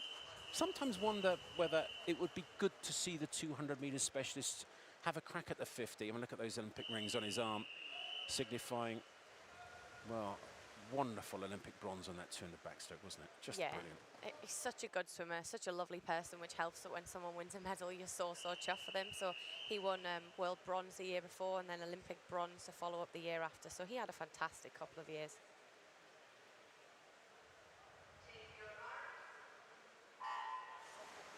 One of the sponsored swimmers of Adam Peaty Racing. Beautiful starts, absolutely beautiful. I tell you what, there were some guys very close to the 15 there as well, but absolutely gorgeous start. Really good one up there. What is that, in lane number 6, it looks like, in this final heat of the men's 100 metres backstroke from Jonathan Adam. Yeah, him and Elliot Clogg both had a really good start there, so already these guys know that they can't hang around. Obviously, they've seen the heats before, and Jonathan Adam there turns first in 26.04. Scott Gibson second, who was our 50-metre silver medalist yesterday, just behind him. So they know they've got to fight for these spaces, and it's getting really close now as we come into the wall. Well, it certainly is, and I've got to say that Luke Greenbank turned 6th at the 50. He's now up into, what, 2nd or 3rd at the moment. Still going well up in 6th, though, is Jonathan Adam. He was 7th in the 50 backstroke, and it looks like he's going to win this final heat, 54.7. Elliot Clogg 2nd, 55.2. Oh, and Luke Greenbank's going to have to be very careful here, because 55.37 is going to be right on the edge of making the big final, right on the edge. we knew that would be quick, and those swimmers that knew they couldn't afford to hang around got in and did the job this morning. So hopefully when the official results come up, we'll see Luke scraping in that top 8 in the A final tonight. Wow, well that's tight. 6th at the turn, 3rd at the end was Greenbank, but it's going to be really close to make that big final. Let's see if he's in. Oh, he's equal 9th. Oh my goodness me. So equal 7th and equal 9th.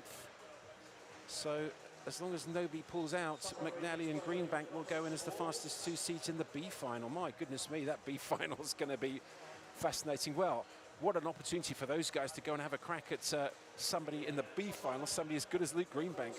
Wow. Brodie Williams goes in fastest, Litchfield 2nd. But it's a little bit of a turn up, I suppose, pre-selected, so he doesn't need to be quick here. He really does need to be ready and focused for the World Championships, the Commonwealth Games and the Europeans later on in this summer. Doesn't need to be fast now. No, definitely not, and he is probably not fully rested here, as we've seen. With Adam, he's not either, so we knew that race was going to be close, men's 100 backstroke, with him, or with that race, sorry, being so competitive and so stacked. Had to probably be a little bit sharper this morning, but yeah, the A final tonight will be sort of anyone's game, and it'll be really close to see who can get close to that world time of 53.3, because it is very fast. So the swimmers in the ready room for the women's 200 meters breaststroke. I always find it interesting this, because you're put in your lane in your heat, so each row of seats is your heat, and you are actually rubbing elbows, and I say rubbing elbows with the people you're just about to race against in the next lane. And when you get to Olympic finals, they do exactly the same, and some of the guys are huge. I swam against the guy who was 6'7", Michael Gross, the albatross, and he used to stick his elbows out all the time. Pain in the neck he was. So this is the first of the heats in this session of the women's 200 meters breaststroke. There's 7 heats. This is the heat number 4. So heat number 4 is our first one. Heats 1, 2 and 3 will be going this afternoon. So heat 4 of 10. And Natalie Duret of Team Bath, the fastest seed in lane number 4. I just really love watching this event. I think women's 200 breaststroke is such a difficult one. It's probably up there, I would say, with, if I'm going to rank them, 400 IM, 200 butterfly, and then 200 breaststroke's a pretty tough one. It just hurts, sort of. Upper body's really demanding, glutes have got to be firing, you want to be really squeezing in streamline at the front and the back of each stroke. Obviously the technique from the women to the men is slightly different. We'll see a lot wider leg kicks from the women, slightly slower stroke rates because they don't have the strength that some of the men have. So for me it's a lot more technically demanding in women's breaststroke, and we see that a lot of these girls kind of can't really be lazy at the front and have an open kick at the back. So they're using that and they're trying to make their race technically pretty as well as fast, because ultimately one will lead to the other. Well, I have to say, I love watching Molly Renshaw swimming a 200 breaststroke, because exactly as you just described, she just looks beautiful when she's swimming. It's so flowing. It's almost poetic how she does it. I don't think she's swimming here, doesn't need to. I think she's been pre-selected for that 200 meters breaststroke for the World Championship team. So she can rest and just make sure she concentrates on being prepared for the Summer Championships. Her teammate is here though, Abby Wood, and she's also got a fabulous 200 breaststroke technique. Yeah, lovely breaststroke from her. She's one of those swimmers that we saw yesterday swimming a really good 200 freestyle. She can swim a good 200 medley. She's got a really lovely breaststroke. So she's very versatile, and as a junior growing up, she was European Junior 4IM gold medalist. So she's got that background and she's got that stamina, so that she can kind of flip to almost at the moment whichever event she fancies having a good crack at. Well, the age to qualify for consideration for the European Juniors is born in the year 2005, and there's quite a few in here. There's 5 of them, including the leader at the moment, Lara Thompson of Leeds. Her entry time 2:42.1, and she's just gone 2:34. She's just gone a lifetime best by 8 seconds. Oh my goodness me. Well, she was so far out of the 200 meters breaststroke consideration time, it wasn't funny, and she's just got within 3 seconds of it. That's an outstanding swim from her. Great swim. We saw a few lead swimmers yesterday as well, sort of at that junior age, probably didn't get the opportunity to train through COVID and through the pandemic, and have finally probably had 12 to 18 months of consistency. Last year was still a bit of a non-event year for most, so the promise that Leeds have got is a really good one.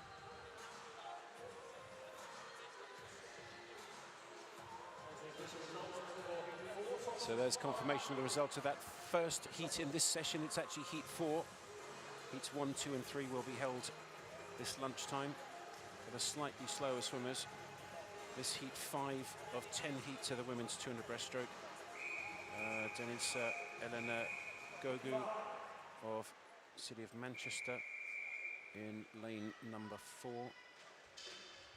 Not a British national, so she won't be able to progress through to the finals this evening. British swimming allowing internationals to swim in the heats, but keeping the British Championship finals for British swimmers, which I think this year is probably a very, very good idea, and probably in most years, to be honest, but certainly this year where so many swimmers haven't had a chance to swim again in the evening. So to keep it available just for British swimmers I think is the right thing to do.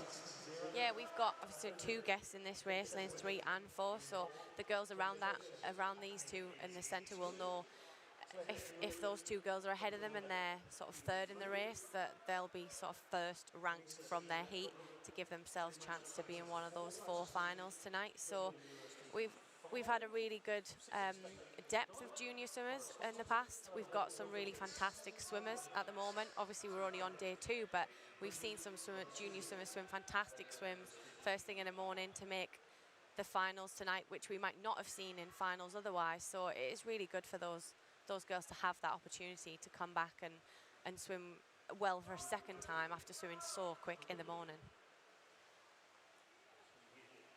There's 2 15-year-olds in this, the 5th heat of the women's 200 meters breaststroke. They're in lanes 1 and 2. Of course, there is a lane 0, so closest to us is lane 0.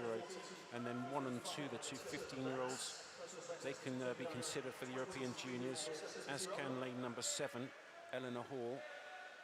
But at the moment, the leader up there in lane 8 of 9 is Georgia Maggs of City of Cambridge, and she can be considered for it, the 17-year-old. It'd be great to see her go close to that qualification time of 2:31. It's really tight. I mean, her entry time 2:41, but she looks very good at the moment.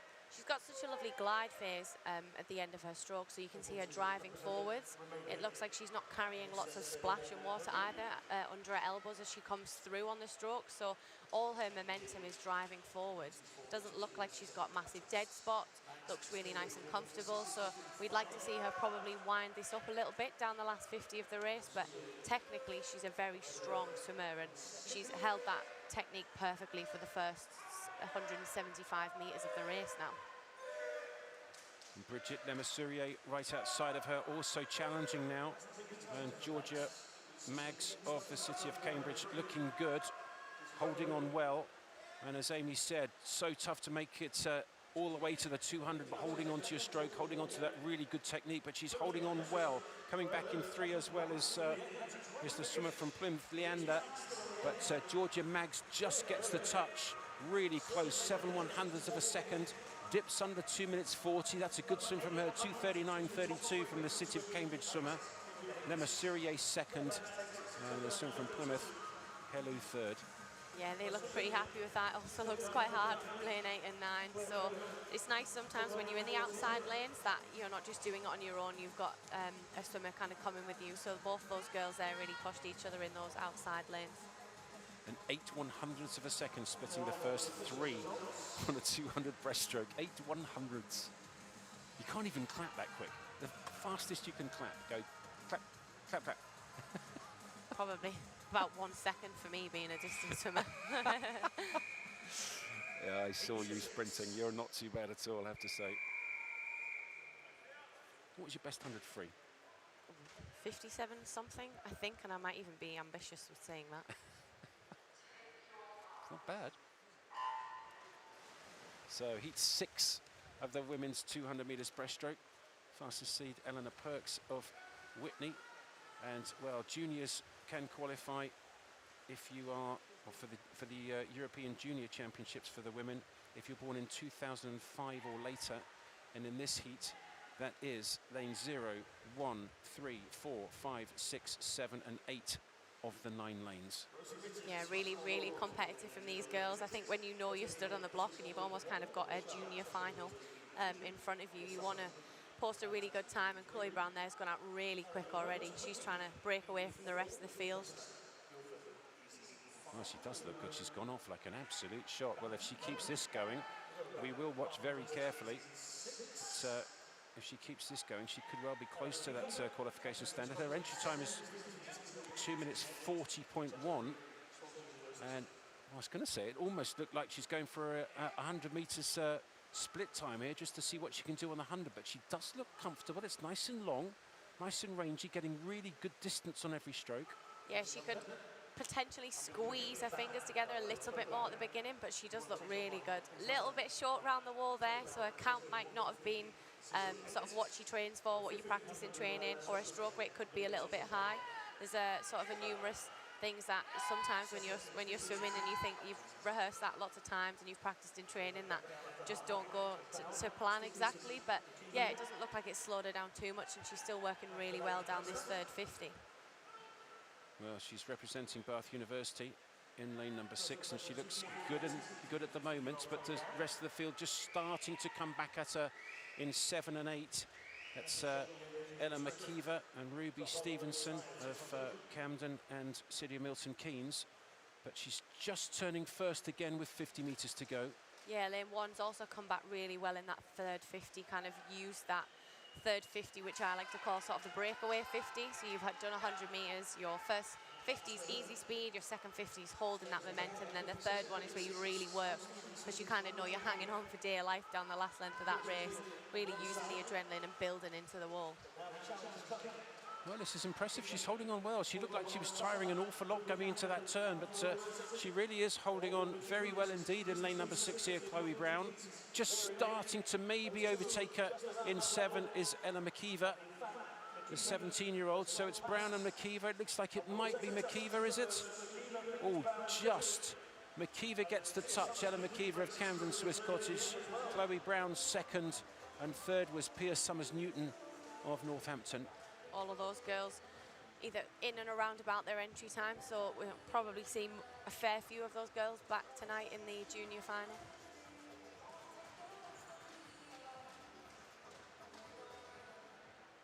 So that heat 6 of 10 heats. So the last of the unseeded heats coming up now. But some really good swims from the juniors there. Absolutely stacked with juniors. Of the 10 swimmers in that last heat in heat 6, 8 of them were juniors. Just waiting for confirmation of the result, so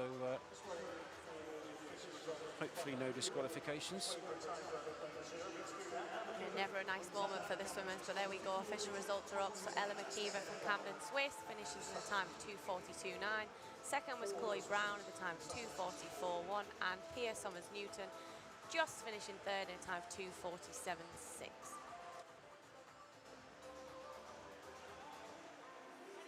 So heat 7, the last of the unseeded heats. More juniors here can qualify for European Junior Championships. In lane 2, Emma Allard-File. In 5 is a junior, in 6 is a junior, in 8 is a junior, so plenty in there. Allard-File in 2, Bowley in 5, Gow in 6, and Robertson in 7, and Dilks in 8, all juniors. And they can qualify for that European Junior Championships, which is later on in the year. They still haven't quite worked out what to do with the World Junior Championships. I think it was selected to swim in Russia. The venue was Russia. Quite clearly that's not a good idea at the moment, so that won't happen. But they haven't rescheduled it quite yet. No, they haven't yet, but the European Juniors, there's up to sort of 50 athletes can be selected for that, so there's plenty of opportunity for these swimmers male and female, to be making it back this summer in some form of junior event. And those that are slightly younger have also got the chance to qualify for the European Youth Olympic Festival. So they'll take 8 boys and 8 girls kind of on their ranking, not necessarily those that achieve a time or have done a specific event. So there's a lot of chance for the juniors this summer to come back and swim at a major for them. And interesting on the European Youth Olympic Festival, the selection policy is slightly different to normal in that they don't select it at all. Well, 50s isn't a selection event generally, but they don't select it off the hundreds, do they? No, it's quite open. It always has been kind of a top 8 and top 8 males and females. So they pick a very sort of well-rounded team a lot of the time. What athletes can dip in and out of relays as well as swim individuals. So they tactically pick that team, and it ends up being a really well-rounded, strong team that we send to the European Youth Olympics. Well, again, it's a really good proving ground for the juniors. The European Youth Olympic Games, a massive fan of that. So at the moment up there in lane number 7, going well as Erin Robertson of Edinburgh University. She had a good solid first 100 metres and then seems to have really picked it up. Yeah, hopefully off this wall here we come to the last 50 metres. Some of these swimmers will be looking to get round nice and quick. You want to stay low around the wall, not kind of reaching up too high, almost what we call climbing up towards the ceiling. So you want a nice tight turn, keep that compact, carry that speed in and off the wall, get really good underwater phase and set yourself up really nicely for the last 50 metres of the race. Well, it looks like lane 5 has done exactly that, Amy. She looks really good in this heat 7 of the women's 200 metres breaststroke. And Hannah Bowley from Repton looking really good, lovely smooth stroke. Also going well down in lane number 2 is Emma Allett-File, and both of them juniors.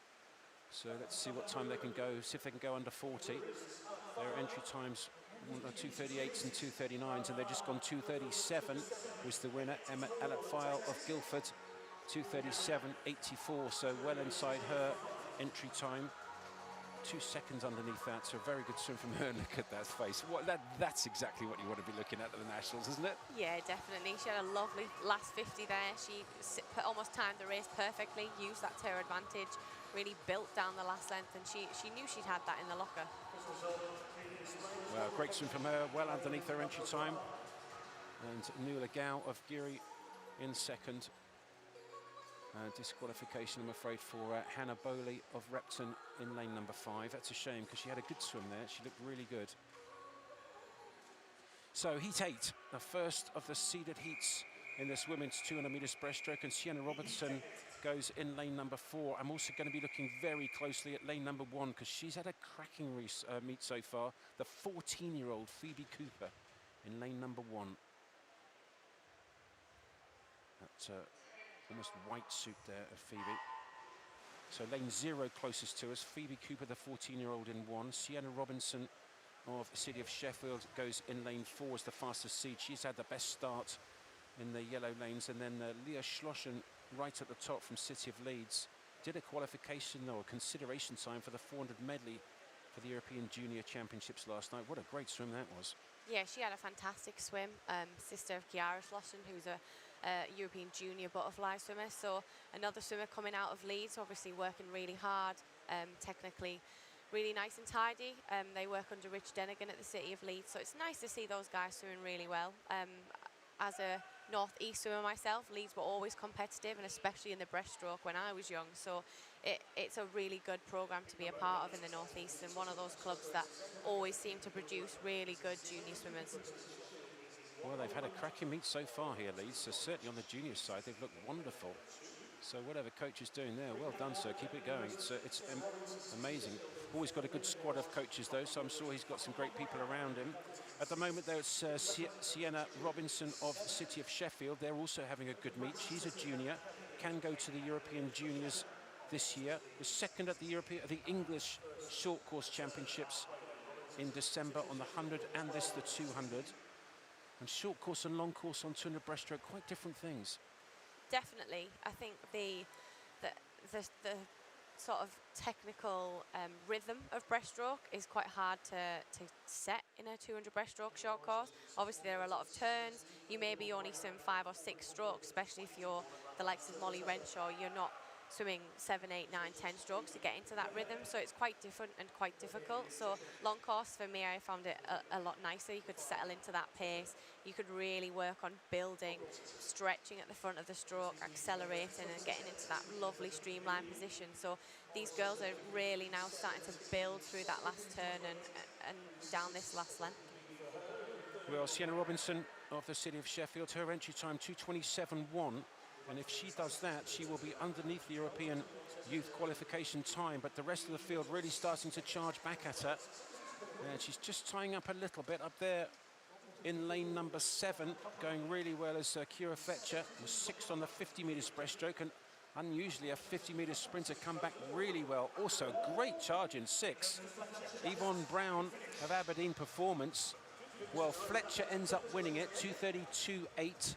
Second was Yvonne Brown, 2:32.9. And third, Sienna Robinson, just tied up a little bit inside that last 25 metres or so, 2:33.1. And just outside the qualification standard for that European consideration time, I should say, for the European youth team. I think tonight she should be in one of those finals, so she'll be hoping to maybe pace that race a little bit better. Maybe she'll go back and look at her stroke count, her underwater phases, how quick her turns were and her start, and she'll try and piece a few of those bits together to get as close to that 2:31.05 as she can. Well, we'll have to wait to see whether she makes the final, because the fastest 2 heats are coming up. Now this is heat 9 of 10, and I can tell you lane 5, Kayla van der Merwe of Winchester has withdrawn, so there's nobody in lane 5. Cara Hanlon, the fastest seed in 4 for Edinburgh University. Cara Hanlon in 4. The fastest seed was the bronze medalist in the 50 metres breaststroke. Also swam in the European Juniors in 2019, just before the lockdown happened. And it'll be interesting to see how she comes back here and swims on this 200. Yeah, lane 3, Katie Robertson there had a lovely start, who's next to Cara in the centre lane. So both train at the University of Edinburgh. In fact, all 3 of those girls in lanes 2, 3 and 4 swim at the University of Edinburgh under Matt Trodden. So they'll probably know how each of these other girls swim. Probably try not to pace each other too much, but swim their own race plan. But it is nice knowing sometimes that you've got a teammate either side, and if you're swimming well and they're swimming well, you kind of use that a little bit to your advantage. I think I asked you this a little bit yesterday, but would you prefer to be right next to your teammate, or have them in your heat but then have them over the other side? I think it definitely has pros and cons. I think depending what event it is as well is more important. So for 400 individual medley, if I was near my teammate who I knew was strong at butterfly or good at a certain stroke, it kind of doesn't matter as much because the race pans out differently. But in a 200 breaststroke, it's nice to know that maybe what you'll be splitting in training similar to your teammate. So these 3 girls are using each other at the moment to their advantage and doing it really well. Well, they're looking very good indeed, and certainly first 2 to turn in 3 and 4. It's Katie Robertson, and second Cara Hanlon, both of Edinburgh University. Now the third 50 of this 200, so important. Push it, hold on to your stroke, make sure that you still get maximum distance per stroke, really as efficient as possible. Yeah, you can see perfectly in lane 3, really squeezing the feet together. There's no gap at all between them. So when she's driving forwards and really using that streamline and acceleration phase, she's in a really tight streamline position. So you're not wasting any energy to the side, and you're using that propulsion to drive you forwards only.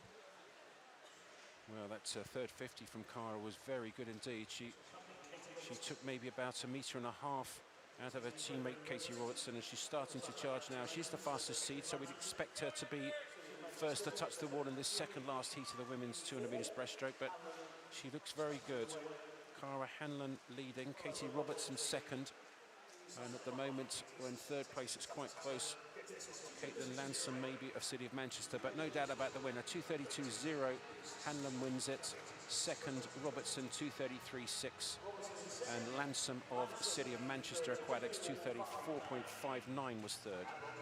Slightly slower heat than we've seen previously. A lot of the girls have been sort of under or around their entry time. Some of those girls slightly off, so a few of those swimmers will be back in the B final, or sorry, the A finals for definite, Cara and probably Katie. So their Commonwealth Games consideration time is quite quick, and a time of 2:26.09.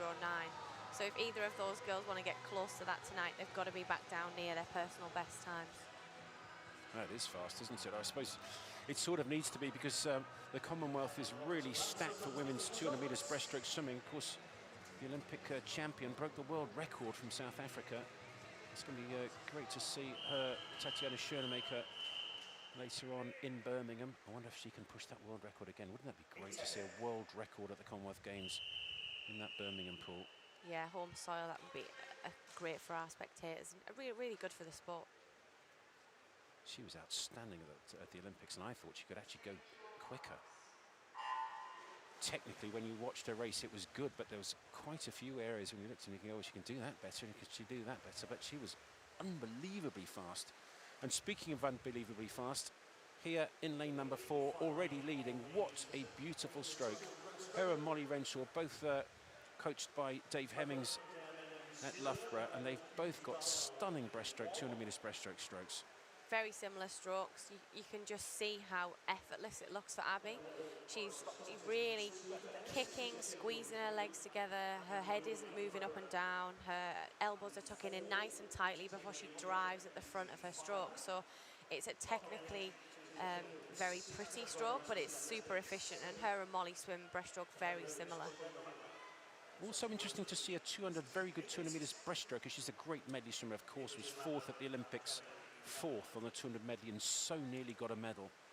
But 4th on the 200 medley. She was 7th on the 200 metres breaststroke. She won the 200 freestyle last night. Very versatile. Yeah, 100%. With her having that medley background, she's used to training all 4-stroke. Probably looked at the programme and potentially where there's some gaps in British swimming that she can maybe fill, and where she can use her strengths to make some of those teams. For a while we had such close competition in certain events that it was almost, where can I go and what can I use that I've got sort of in my strengths and in the locker that I can potentially make a team with. And Abby looks really good here, because she has got such a lovely breaststroke, and all 4 of her strokes are amazing, and she can compete on that world level in pretty much any event at the moment that she kind of would wish to choose. And her International Swimming League season was, for me, a real eye-opener. Just the way she went about it. And I think she learned that you can just get in and swim, and then get in and swim again, and get in and swim again, and race and race and race. And she seemed to get better as the meet went through. Her ability to race back to back to back to back, if it wasn't good before the ISL, it certainly is really, really good afterwards. And she was swimming 400 medleys, 200 breaststrokes, 200 IM, 400 free. They were kind of throwing her in anything, and she was just coping with it so well. Well, her underwater's fantastic. 10 metres underwater off that last turn on breaststroke is quite phenomenal on the last turn on a 200 breaststroke. And a really good swim from her. That looks good. It looked comfortable too. 2:22.96. Well, it is quite a way off her best time, but just the way she went about it, really good race prep, and I really like the way she did that. That was good. Book a second. That was good from her. Third, Charlotte Bianchi in lane number 6. And Charlotte is a junior, so she could qualify for the European Junior Championships. The qualification standard there, 2:31.0, and Charlotte just went 2:33.5. So in this evening's finals, she can have another crack at that, and she's got a great chance of making it. Yeah, definitely. I think we'll see a few of those junior swimmers potentially up in the A and the B finals tonight. If they're going to be going 2:31, they've got to be up there with some of the best swimmers that are in Great Britain at the moment. So there's the qualifiers for the final this evening. Charlotte Bianchi, the junior, has just made it in, so she's going to be in the big final with Abby Wood, with Liddy Booker, with Cara Hanlon.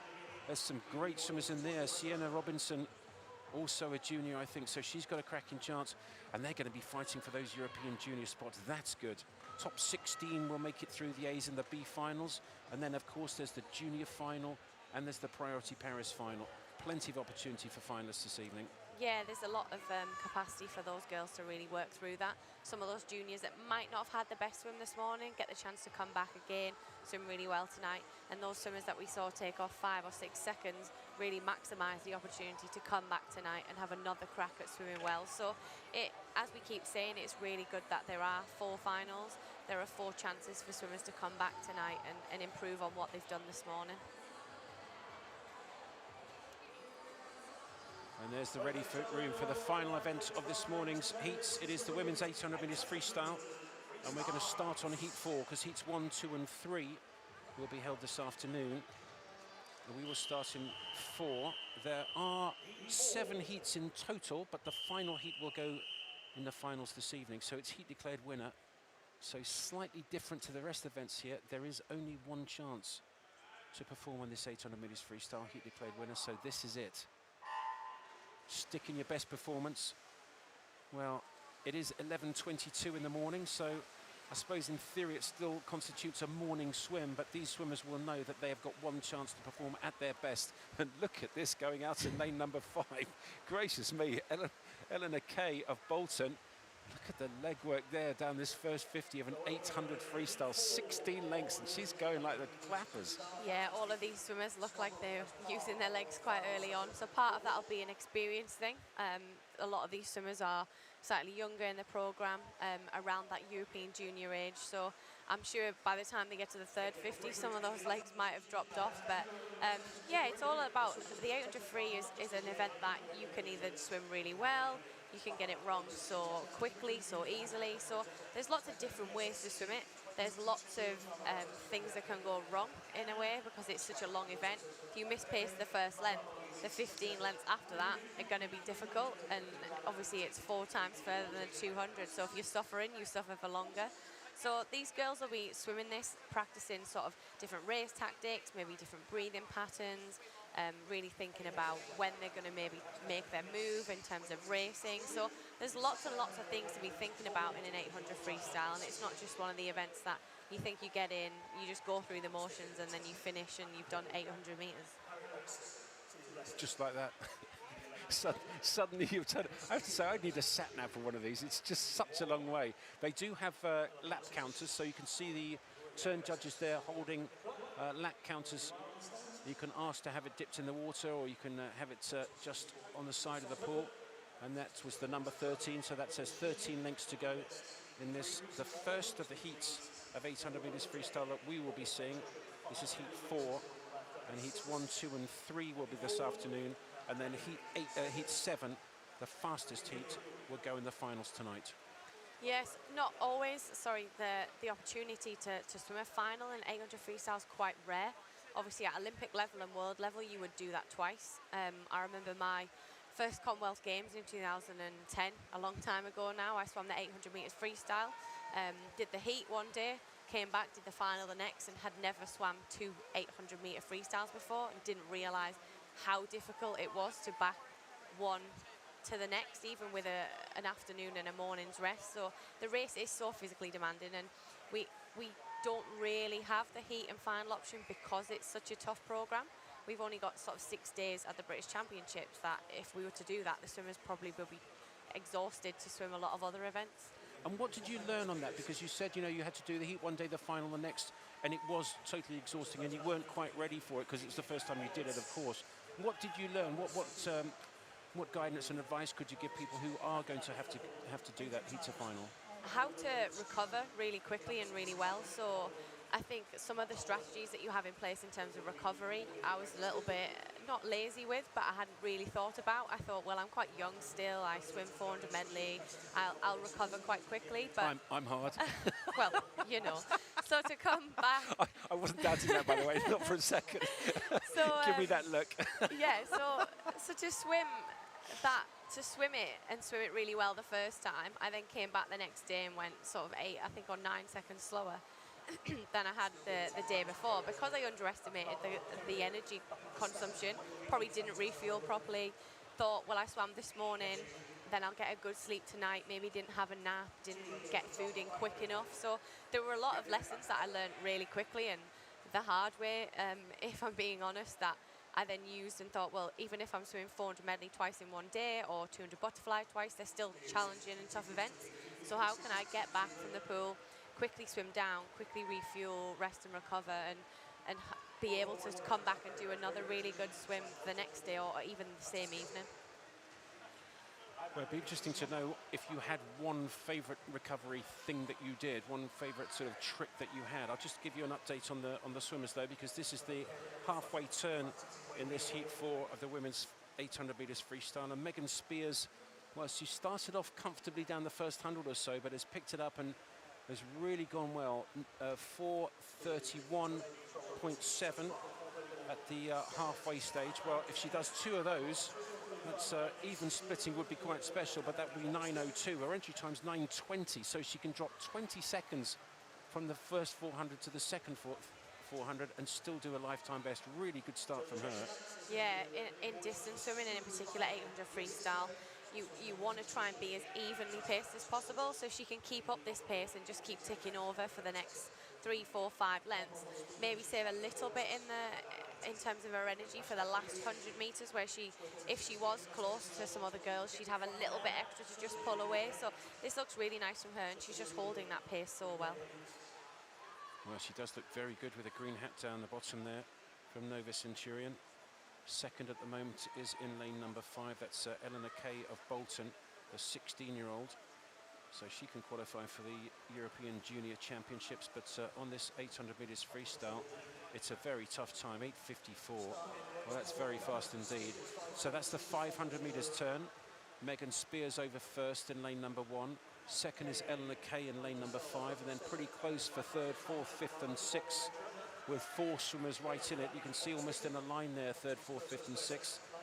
But no doubt about the leader, and she looks really good. So just going back to that recovery then, so you've got 800 free on one day, then you make the final, you go 800 free the next day. Did you have 1 or 2 specific ones that you thought, I'm definitely going to do those? If I'm being honest, there wasn't many opportunities after the Commonwealth Games where I did two 800s back to back, but I learned quite quickly that I would have a snack in my bag, so almost as soon as I'd get out of the water from the race, I'd walk round, grab my snack, but get straight into the swim down. So I'd had that cereal bar or whatever it was within sort of 10 to 20 minutes of me finishing racing. Just meant that by the time I then got out of swim down, I'd refueled a little bit. I used to always make sure that I'd done a full swim down. So a lot of the time we think, oh, I've done a distance event, I'm maybe not as tired, or I might not need as much swim down. Even when a lot of the time we see athletes think the same about a shorter race, so they'll think, oh, I don't really need a long swim down, I didn't swim for very long. But it's really important to get a full swim down so you're fully recovered and refreshed for your next race. What is a full swim down? 200? Definitely not a 200. So for me it was, if we're thinking sort of scientifically, it was any time until your lactate drops below 1. So for instance, I would swim a 400 individual medley and my lactate might peak at 14. Which is quite high for me, but not really high in the grand scheme of sprint events. So usually you work on kind of getting very technical here, 1 millimole of lactate per 100 meters. So if my lactate peaked at about 14, I would do at least 1200 swim down to bring it below 2. So around that 1 point something mark. So it wouldn't take a long time. I would mix sort of equipment in there if I was allowed my fins in the swim down, a little bit of kick in, some spikes just to kind of really flush out the legs. And spikes? Yeah, like sort of 10 to 15 meter bursts of fast pace. So rather than just it all being really slow, you would try and put something in there with a little bit of oomph so that you had almost the ability to flush out the lactate that you've built in that race. Absolutely fascinating. So 1200 plus meters as a swim down. That's really interesting, just off at 400. Well, there's 2 lengths to go now with in this first heat of the women's 800 meters freestyle, and Megan Spears of Nova Centurion still leading in lane number 1, closest to us, but Eleanor Kay has been tracking her, the 16-year-old, up in lane number 5 from Bolton Metro, and she's gone well, and then still in the centre of the pool in lanes 3 and 4, and also in 0. There's a couple of swimmers tracking her, but really impressive swim from Megan Spears. Comfortable down the first 100 and then just turned up the gas. Yeah, it's not easy as well to swim an 800 kind of on your own in one of the outside lanes without that competition. So she's done really well here to kind of hold that pace, hold the momentum that she got from kind of seeing that the other girls have dropped off a little bit. She'd obviously have that bit of adrenaline rush, and she looks so good here now, going to her legs coming into the wall. So 9:20 was her entry time. You can see the clock down on the bottom right-hand side, which is going to be, what, 4 or 5 seconds underneath that, something like that. It is amazing swim, well done. Nearly 4.5 seconds underneath her qualification time for Megan Spears to win Heat 4 of the women's 800 metres freestyle. 9:15.69 her time. Second was Eleanor Kay of Bolton Metro, 9:20.4. And third, really good swim from Harriet Oxley of City of Leicester, 9:21.3. And for her, well, coming third in that first of these 800 meters freestyle heats, a good swim. One opportunity, they've got to go fast. Spears was good. Yeah, heat declared winner for these swimmers, so they know that they're wanting to be crowned a junior champion, then they've got to get in this morning in the heat, treat that like a final, and give their best chance to post the quickest time that they can. So there are 3 800 meters heats in this session. That was the first one. The second one just coming up right now. And then there's one more before the final heat, which will be held in the finals tonight. And Lara Thompson of City of Leeds, the 17-year-old, goes in lane number 4, the fastest seed. Qualified for the 400 medley for the European Juniors. Well, I should say qualified. Did the consideration time for qualification for the European Juniors. Just lost her swimming hat, I think, so she's just looking around trying to find it. Don't often see that. She probably needs to stick her goggles on if she's going to be sure, but I think she's spotted it, has she? Yeah, yes, there she does. It's not, I guess, if that hat is in there, it's not the biggest deal, but if you're the swimmer that's about to dive in that lane and all of a sudden you swim into something that you're not expecting, it is a little bit of a distraction, so it's good to get the hat, get it out the way, and then the lane's clear for the next heat diving in. I have to say, at the open water at the Olympic Games, the water was quite warm, and the swimmers there required to wear hats, but it really was warm, so what a lot of them did was just perch it right on the top of the head, and when the gun went, they all dived in, and half the hats came off, which was great for them, but commentating was a nightmare. Yeah, part of me doesn't blame them. I know how hot you can get in an 800 when you're working really hard. I have done a 10K before, which was very difficult, and I didn't do one again. So yeah, it's challenging, and I'm not surprised that the swimmers get really hot, but for me, yeah, 800 and 1500, I used to get hot enough. Interesting though, outdoors, you don't normally think the water's cold because we live in Britain, the seawater is chilly, but in Tokyo Bay it was very warm indeed, and they were slightly worried that it was actually going to end up being too hot. So what they did was they took the temperature of the water early in the morning, and it qualified as being within the range, and then of course by lunchtime when it got really hot, well, they'd already taken the temperature, it was fine, so run the race. But it was an interesting way of doing it, I have to say.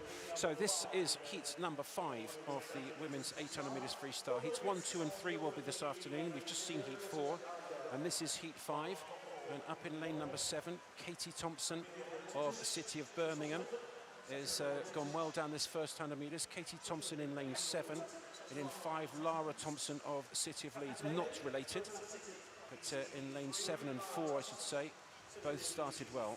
Yeah, both of those swimmers had a really good start there. We also kind of give a special shout out to lane 2, born in 2009, so a very young swimmer in this field today.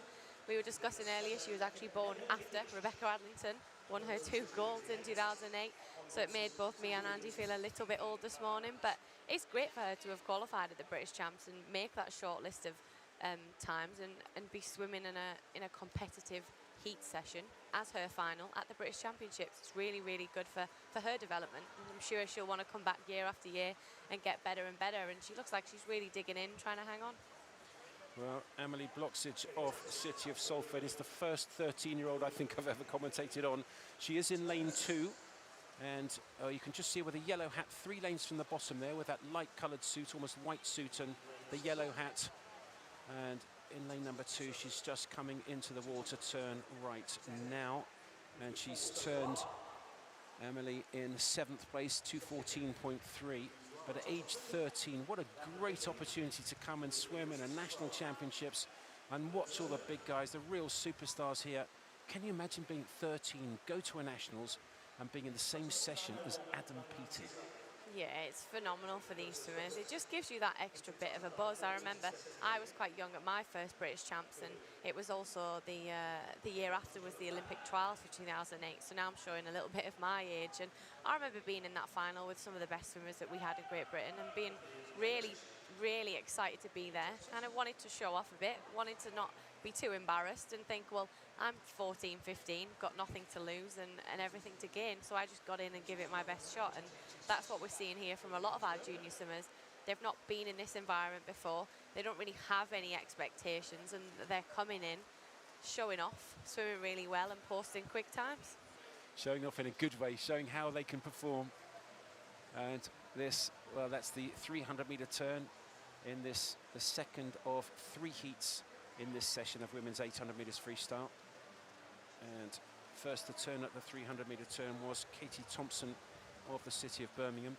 Katie Thompson, and then Lara Thompson of Leeds in lane 4. Yeah, Katie looks really nice and controlled here. She's just ticking over slowly. Has got slightly more of a leg kick than some of the other swimmers in the field, but if that's what she's used to and she's comfortable to hold that for the whole 800 meters, then it's obviously a strength that she can just keep building and working on.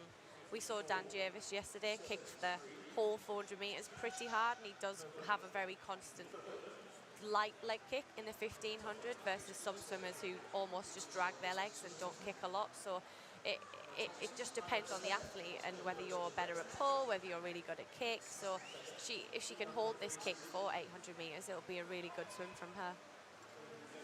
Well, she's looking good at the moment, and I have to say, over in lane number 5, also Lara Thompson, well, she swam the first 400 comfortably, but just looks like she's turning up the gas a little bit at the moment, and 4:28.89 was first to turn, and that's about 2 seconds faster than the halfway mark and the previous heat. So this a little bit quicker for the leading swimmers. Lara Thompson in lane number 4, the 17-year-old from City of Leeds leading, and then up the top there, Katie Thompson of City of Birmingham in second, and 7 lengths to go at this turn.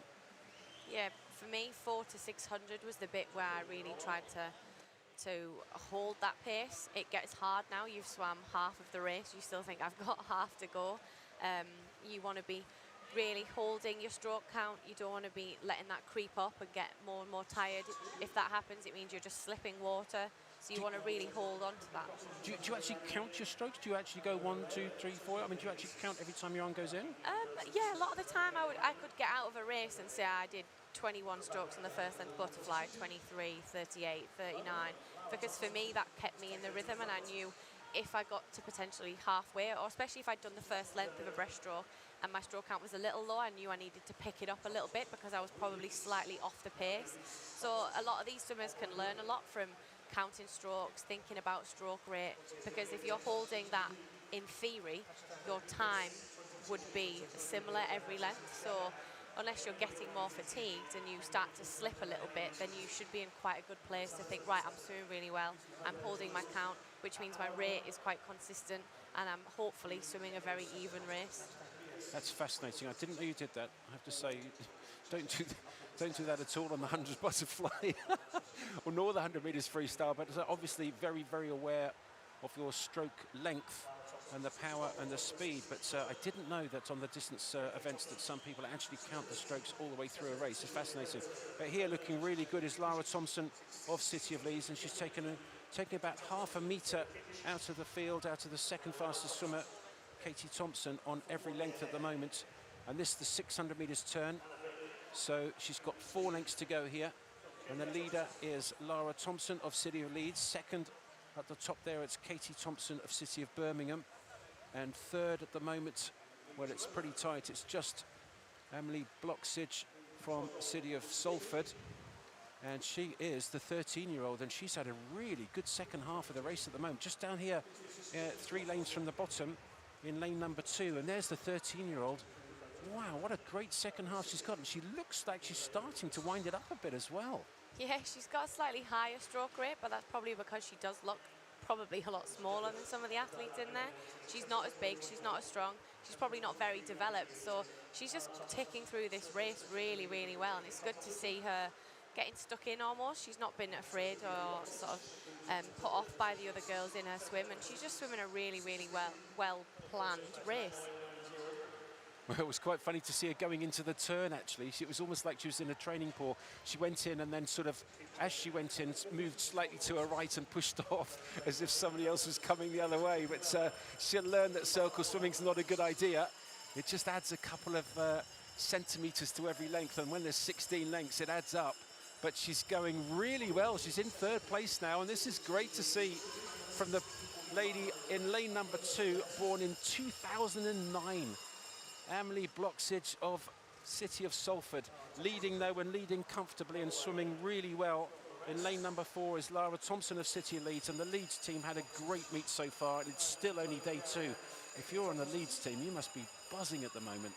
Yeah, it's nice when your teammates are swimming well. It gives you that confidence that if you haven't swum yet, that when you are about to dive in, you're behind the block, that everyone around you is swimming well. So that's a really good turn there from Amelie on the last length. Nice and tight, but she's still going round in circles. It's difficult when you're that age and you don't have the capacity to swim up and down. You do go round in a little loop.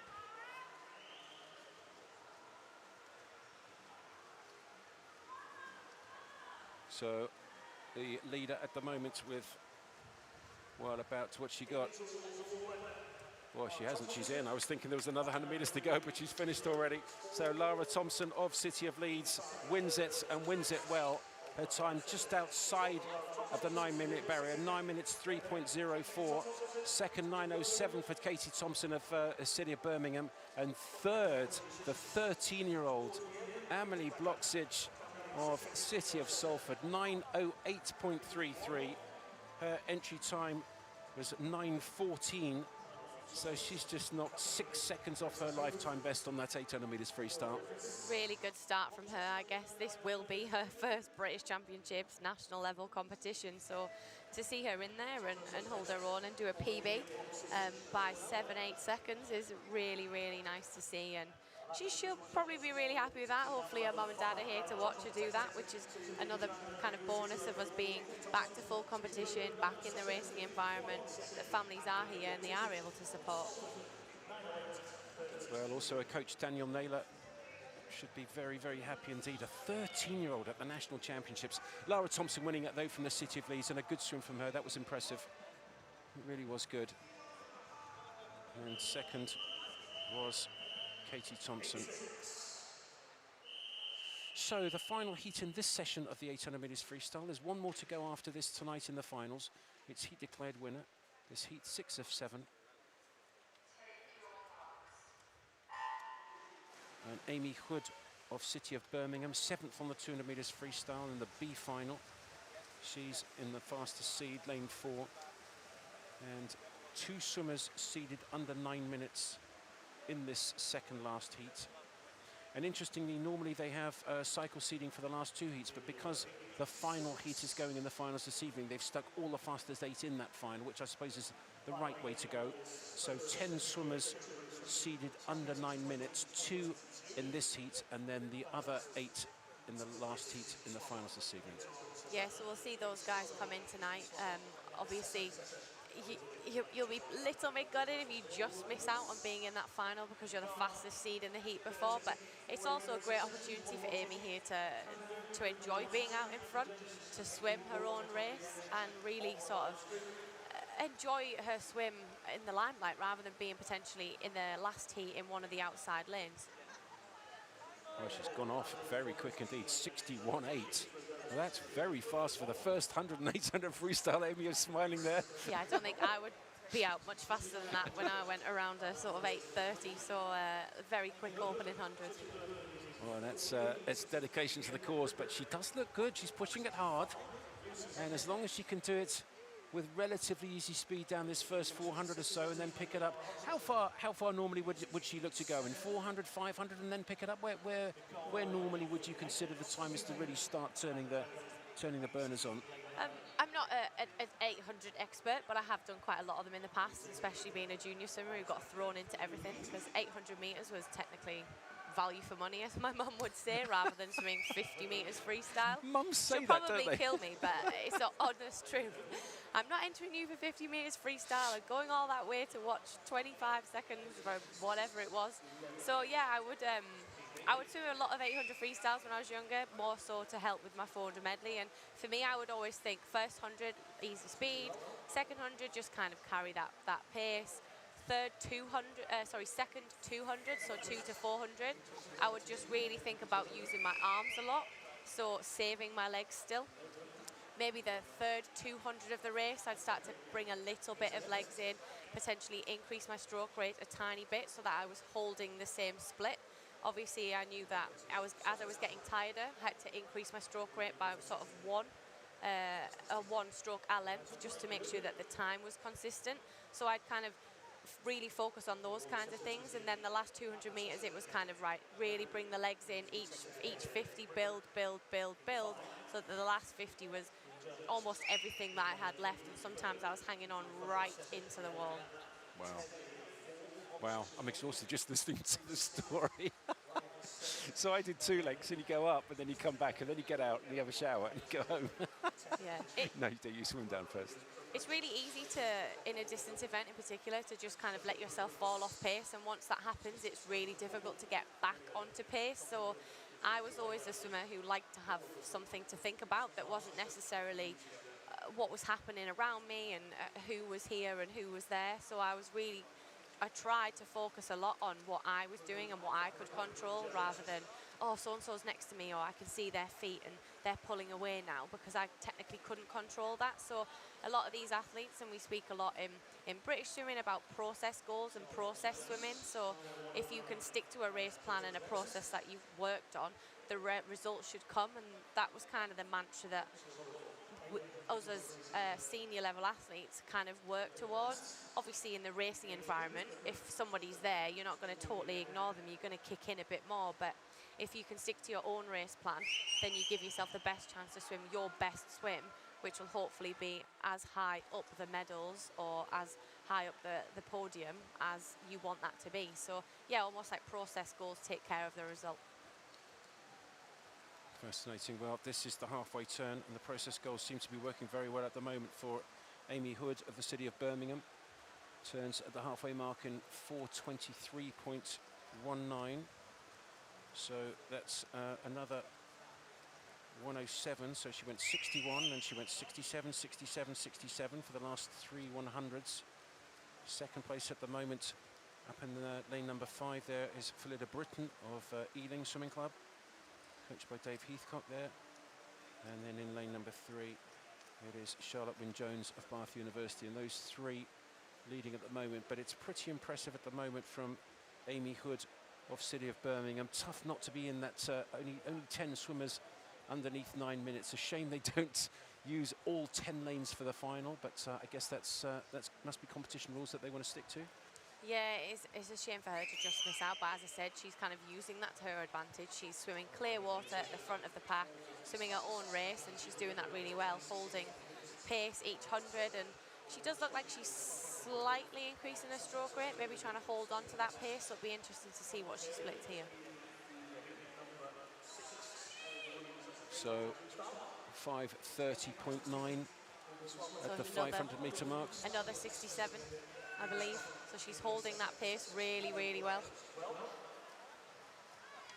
So I was just looking there.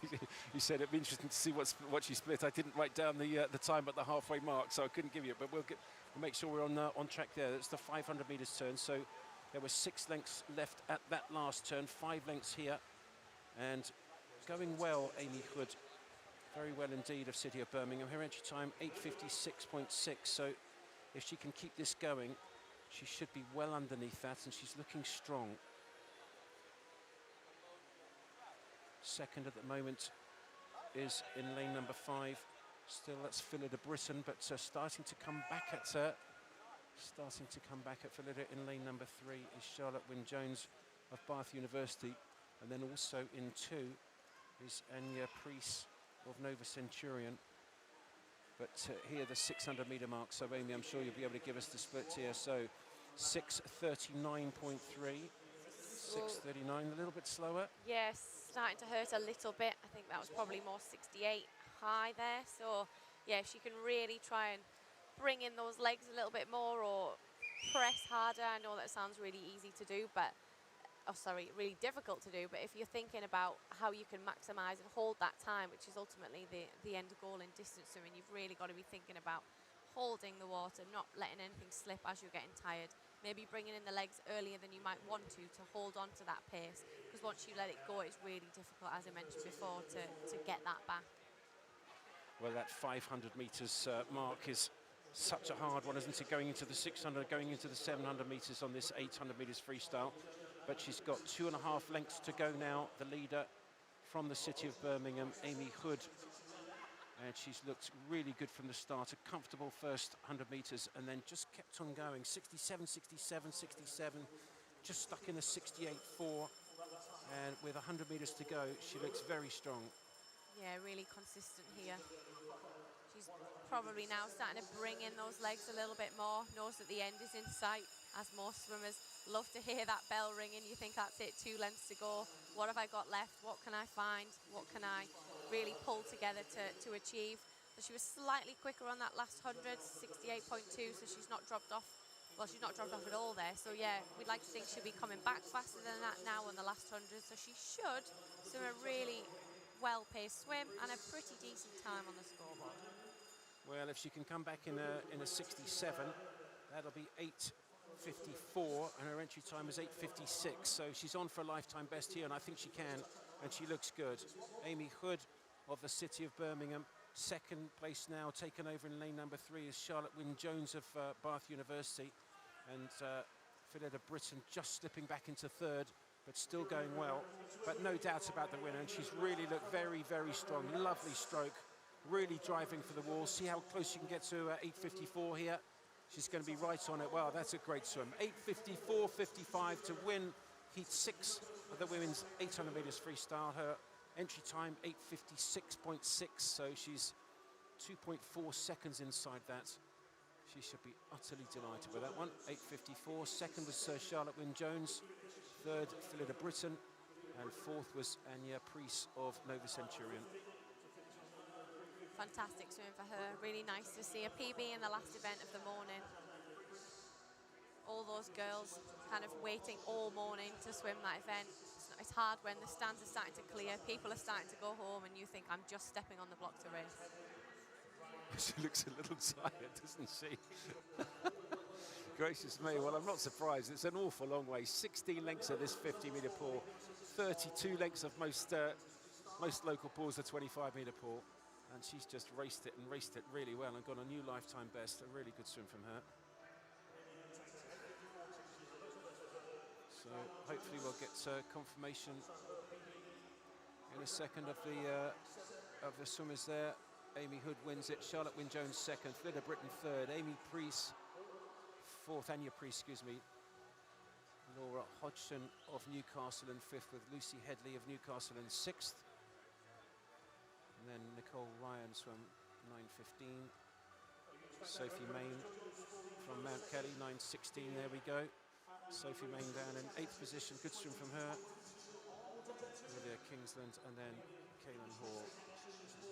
But impressive from Amy Hood all the way through. Swam her own race, all out on her own. Good to see.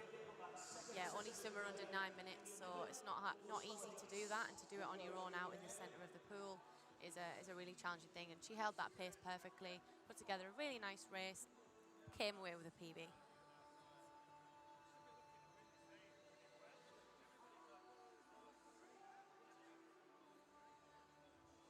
So we have that middle session in the middle of the day, starting at 12:30. Then tonight we have women's 800 meters freestyle, men's 50 breaststroke, women's 50 butterfly, men's 200 butterfly, women's 100 backstroke, men's 100 backstroke, followed by the women's 200 breaststroke. So lots of events to look forward to tonight. There's a summary of the top 10, 11 to 20 now from these heats so far of this women's 800 meters freestyle. And so we've just seen heats 4, 5 and 6. So we'll have 1, 2 and 3 this afternoon in the slightly slower heats, and then the final heat 7 in the finals tonight. And there's going to be some cracking races tonight to see the world and Olympic champion of the 50 meters breaststroke, Adam Peaty, go for the second night in a row. Won the 100 meters breaststroke last night in 58.58. I think only 6 swimmers in history gone faster than that time. Quite extraordinary. Unrested, really extraordinary. Well, that's the second morning of heats done, and the finals this evening. Really looking forward to that. Looking forward to joining us for that. have to say, Amy, it's been a great pleasure to have your wisdom through particularly those longer distance races, learning all about how to rest and how to relax. Looking forward to this evening's finals. Yeah, I think the women's 800 freestyle fastest heat will be a good one to watch. We've not seen some of those swimmers in action, obviously, this morning, so they'll be a bit fresher, and they're first up tonight at 6 o'clock. Fantastic. Looking forward to seeing you at 6 o'clock. Join us then. Take care. It's goodbye from Maddie Jameson. And goodbye from Amy Wilmot. Take care. See you at 6. Bye-bye.